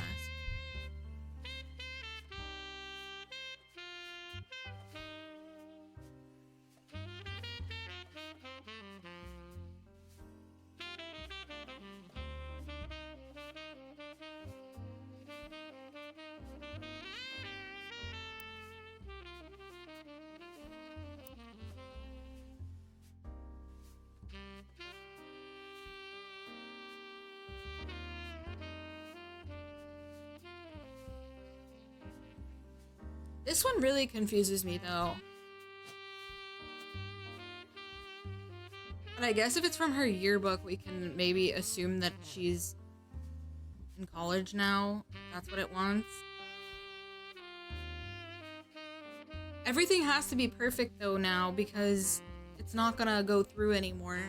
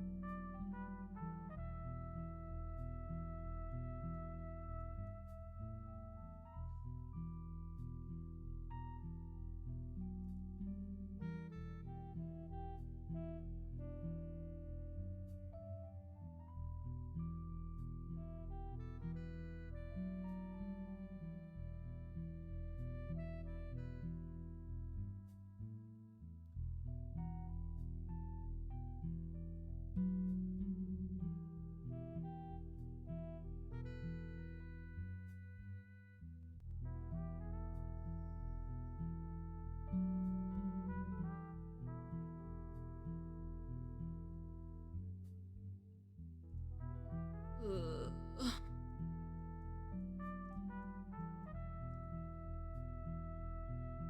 My brain hurts.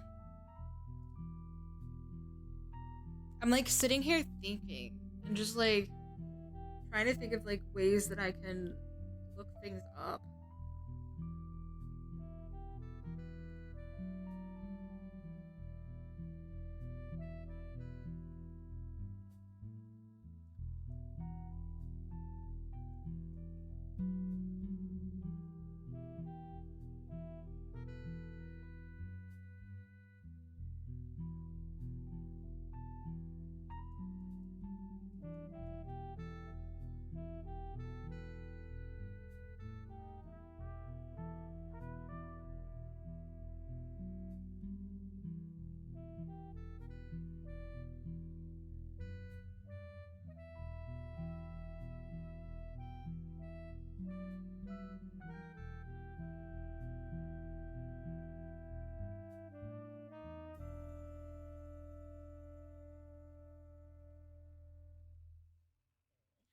My nose is so cold.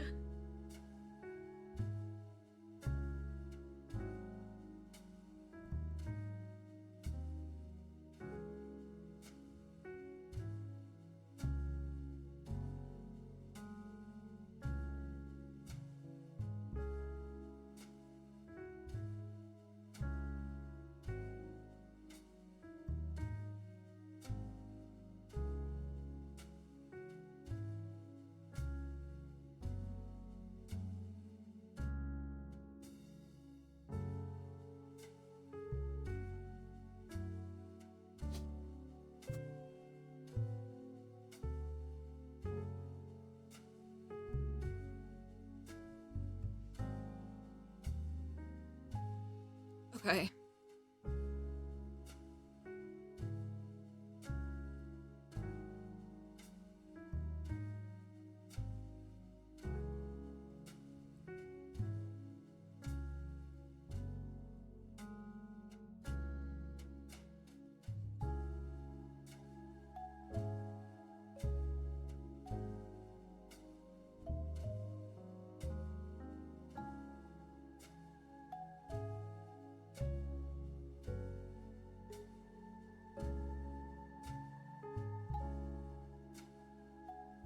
Wait.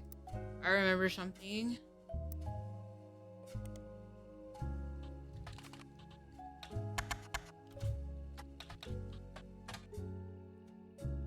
Doesn't she talk about them in something?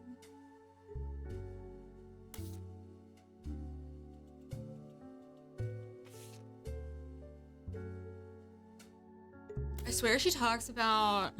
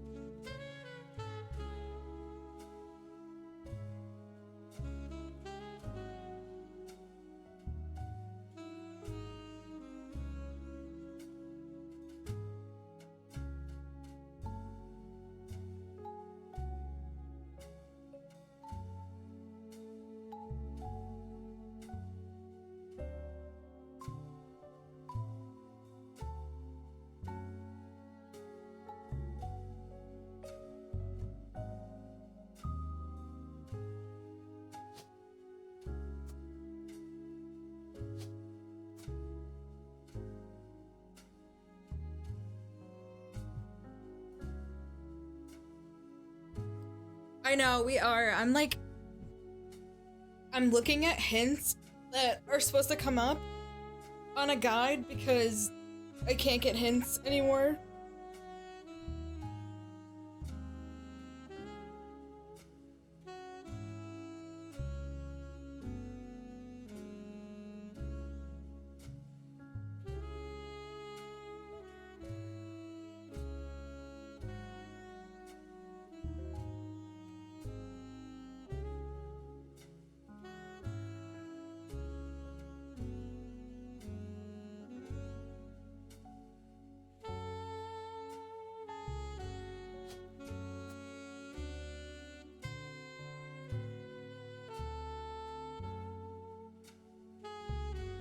Okay.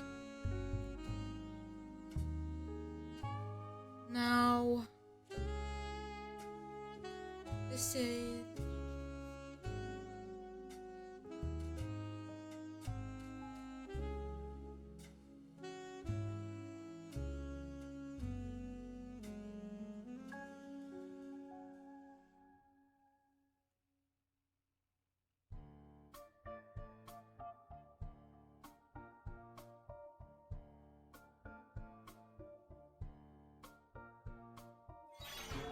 Oh, Jesus. Hyman, thank you so much for the follow. I really appreciate that. Sorry, I'm like, at the end, I'm like looking through this now for more information.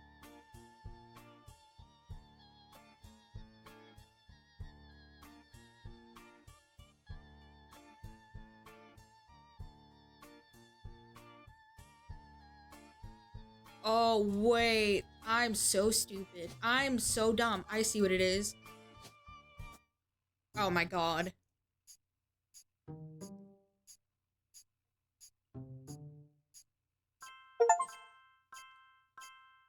Locked in everyone in the free spirits.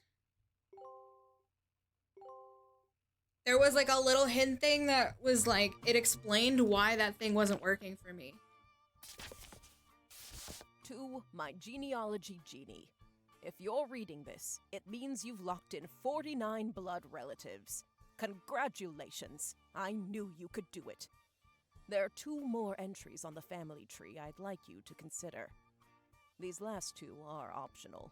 You can summon me whenever you wish. However, this will end your search and reveal the truth. So make sure you're ready. A little like hint thing that I looked at, it showed me that it like hinted better to me that the reason that basically it showed me why the pictures were backwards. And I should have known because all of them are supposed to have glasses.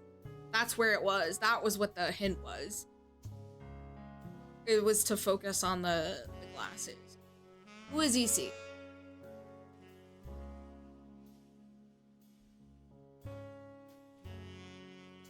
Okay, so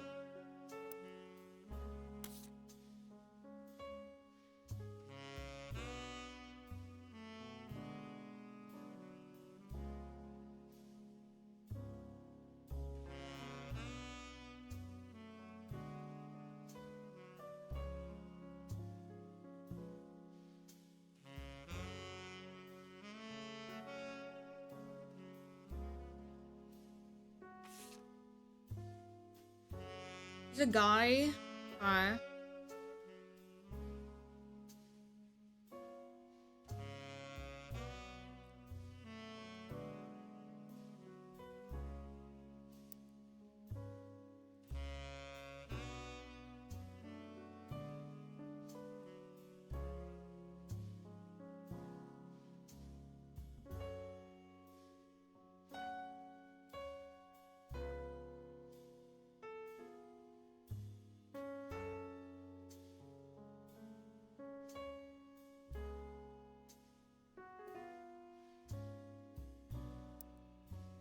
Let's go back to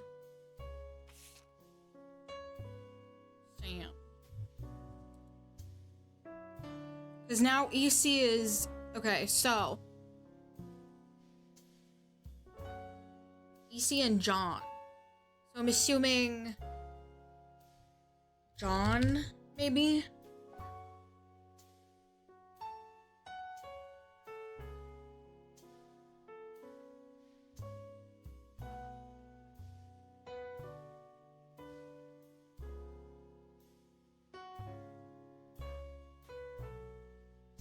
Because they adopted, right? So that indicates to me that they may not have been... It was the people that basically that worked on the farm essentially became guardians of Samantha. EC was the farmhand. And John is another name, so I'm assuming John and EC probably were like together.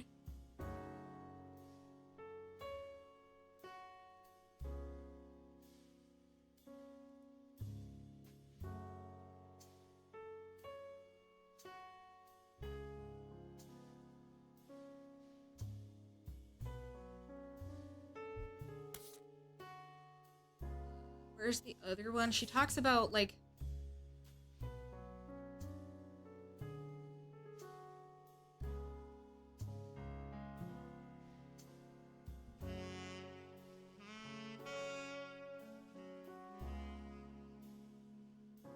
Elias hid her away with a local farmhand known as EC.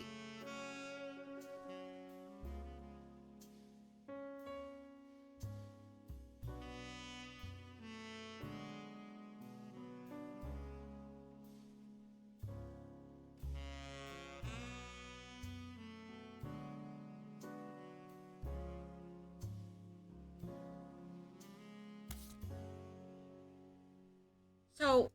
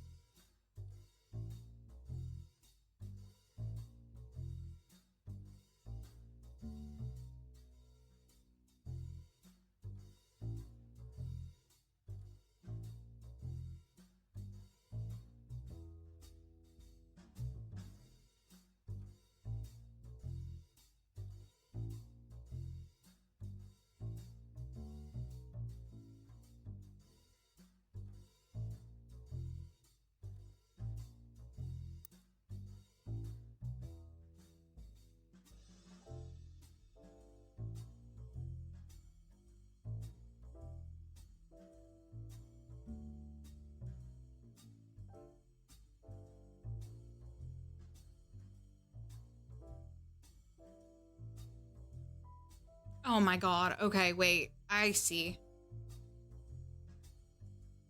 Wait a minute. I knew this had to be relevant. Hang on. Oh, this is so silly. Hang on. Where is it?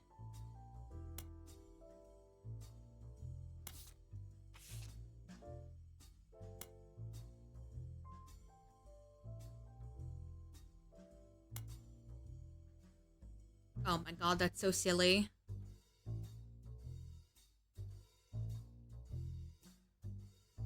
EC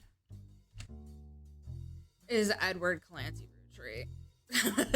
So there really was an Edward Clancy. And I believe... Yes, that's what I thought. Now, this. And then we know John...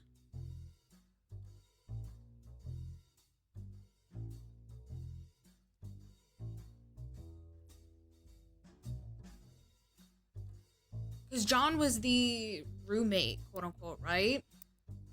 That's how they framed it? Wait. Wait, I see.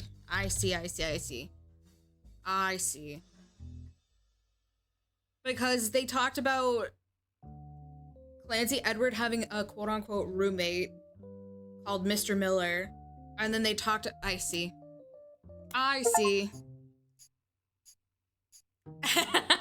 I figured it out.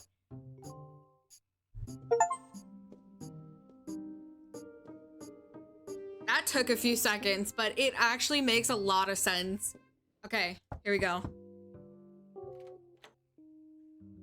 So, you thought EC was Edward Clancy Roottrees, and his partner was John Miller? Yes. That's exactly what I needed to Ha. hear. I'm Sam Madsen, though you know me. I knew she as had to be Samantha Sam. Roottrees. She was the scandal. I got old. The only picture you have of me is from 40 years ago. My book tells the truth about Elias, the 5 pieces, and my parents. Not my biological parents, Elias Jr. and Patsy. My fathers, Edward Clancy Roottrees and John Miller. By now, you've either read Lauren's diaries, or you're just an incredible guesser. No, I read her diaries and it finally made sense. Lauren was right. I hated the 5 pieces. She just didn't know my full reasoning. My father, Edward Clancy, was a great man. They were actually roommates. That's it's so funny. His father, Elias, were not. Because as soon as I remembered they talking about a roommate, that's exactly what went in my head. Like, I knew his first name had to be John because they talked about the farmhands being John and EC. Oh, that's so funny. That was exactly what I was thinking. That's how I came to the conclusion at the end. At age 16, my father was caught kissing a farmhand. Back then, they wouldn't even acknowledge gay people existed. Having one in the family was unthinkable. The same year, I was born. A bastard granddaughter. 2 stains on Elias's perfect family. He decided to fix both. Fucked up. They tried to erase Edward Clancy. They even removed his 5 pieces flavor. His name was deemed a dirty word. He became EC. We were sent to the farm, and the 5 pieces did their best to keep the next generation away. To isolate She had me such a, from like, family. out of everybody, she had such a fucked, like, story in the whole, like, tree. But Elias couldn't erase us from existence. Laura never realized I was the little girl from her diary. Who could blame me for being so confused that day? Her father was an exact copy of mine, except without the beard. And while the 5 pieces celebrated a new factory, farmhands did the real work. It's a fluke there's a picture of my father at all. But there he is in the background. The 6th 5-piece. Patsy returned, and things got complicated for Elias. She fought for my freedom, from a life she deemed unworthy. Elias relented, so long as I never learned the truth or receive inheritance. They knew I'd help my father. This is where they said, like, there was they tried to cover something up, basically, and get somebody removed from the RR case. I'm assuming it was EC that they removed. At Elias's will reading, I learned part of the truth. The rest I learned at home. I began to hate the 5 pieces. My father made me stay silent. He was worried history would repeat, and that his grandchildren would become outcasts. His fears weren't unfounded. As you know, my son Ernie died a few years ago. He had trained to take over as president. But due to family politics, or perhaps hubris, it went to Guy. A real Roottrees. He nearly ruined the company.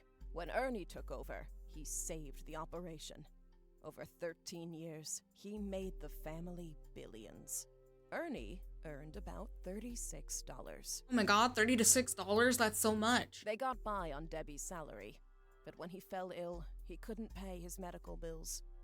His death was my tipping point. Originally, my book was meant to expose Elias's hypocrisy. Until I started to look into the other. See, this is what the RR stuff. Ron tried to have Robbie removed from the trust, but couldn't. Robbie was a blood relative, even out of wedlock. Yep. They tried to remove RR, and that's why RR went at them. That sounded familiar. The Clancid Trust that Elias established was designed to secure his family's future. His entire family's future. He couldn't write exceptions in without the whole thing falling apart. My book can definitively prove that Elias was not the paragon of virtue he's heralded as, and that my daughter and granddaughters are just as much family, at least in the eyes of the Trust, as anyone else. The Clancid Trust will secure their future. They can decide what to do with their shares. But I'm old, and I'm not in it for the money. That's really sweet. Like, she's getting sort of justice at the end for her kids and grandkids. The truth has been eating away at me for years, but now I can set the record straight, thanks to you. As someone who enjoys searching for the truth, you might understand the power it has. Whitewashing the past to protect the status quo can lead to repercussions in the present and future. So thank you. You knocked it out of the park. With your expert work, the truth will come to light. And when it does, my share of the Clancid Trust is yours. Like Damn, we're getting money, chat. Set for life. Looking at the family tree on your wall, now with my father's, everything finally feels complete. I got you, Sam. Unless a whole lot more Roottrees somehow appear from thin air. This is the last time I'll come knocking. Thanks again, and so long. Bye, Sam. I'll be waiting for that money. Oh my god, they're playing their song. Wait, that's cute. Thanks to your hard work, Sam Madson's book was published. It received mixed reviews. Life went on, and a new president took over the company. The Roottrees family faded from the news cycle. And then everything changed. There's another mystery to solve. Roottrees Mania is now unlocked as a new game. Oh, for fuck's sake. I have to do this all over again? I'm a secret Roottrees. Wait, that's funny. Oh no. Find out what happens to the infamous family in a whole new oh my god. Chat. I'm debating if we're gonna have to do this or not. This game is so good. I about tore my hair out 5 times. Or like 500 times. It's Roottrees all the time. Yeah. Oh my god. This game is so good.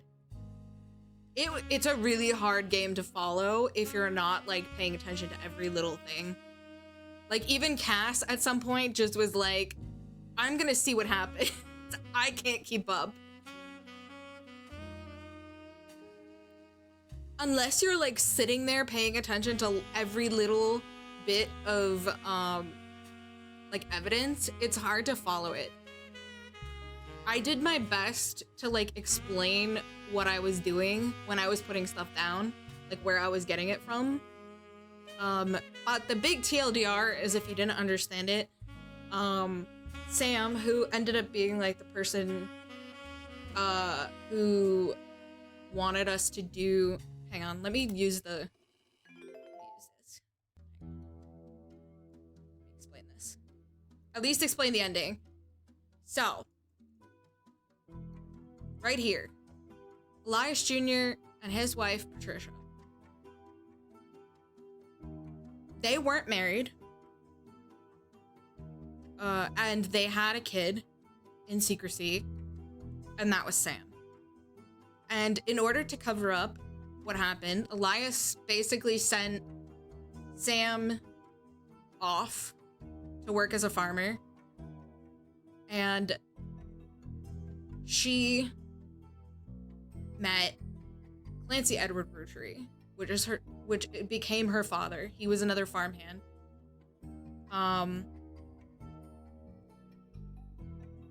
And his partner was his quote-unquote roommate, John Miller, who was also a farmhand. And they essentially raised Sam, a illegitimate child. And then it went on to like, this is her like stuff. But there was a court case essentially that wanted, from over here, Robbie, who wanted, now my brain has lost track. But essentially there was a court case and he didn't want one of the Roottrees to be involved because of their case. But because of the name, they couldn't take anybody that had a Roottree name because of the trust off, which meant,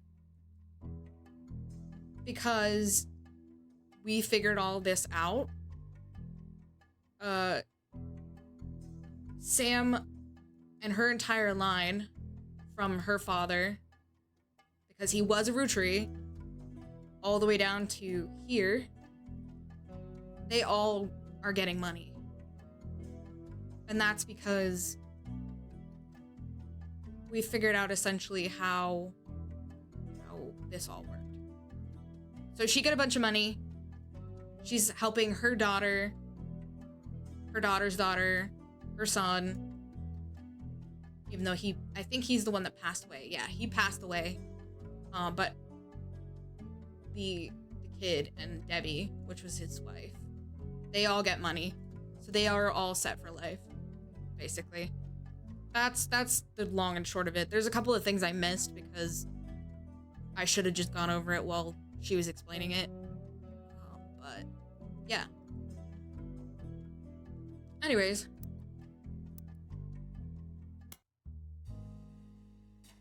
Super good game, super complicated, made my brain really work. I had to look a couple of things up. Oh my god, is Lumi live again? Oh my god, that would be really funny. Even though I don't have that many people left. Okay, let's just do this for the funny. Although I have to go, because I'm a little late.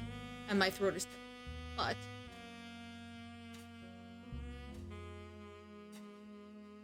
Lumi. / raid.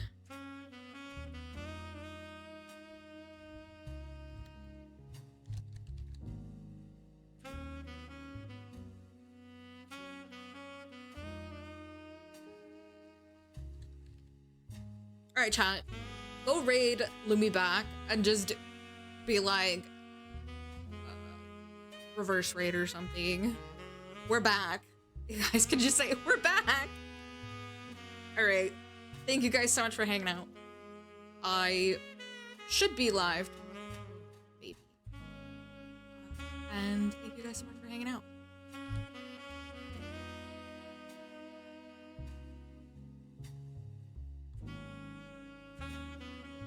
You too. Everybody take care. Have a good rest of your day.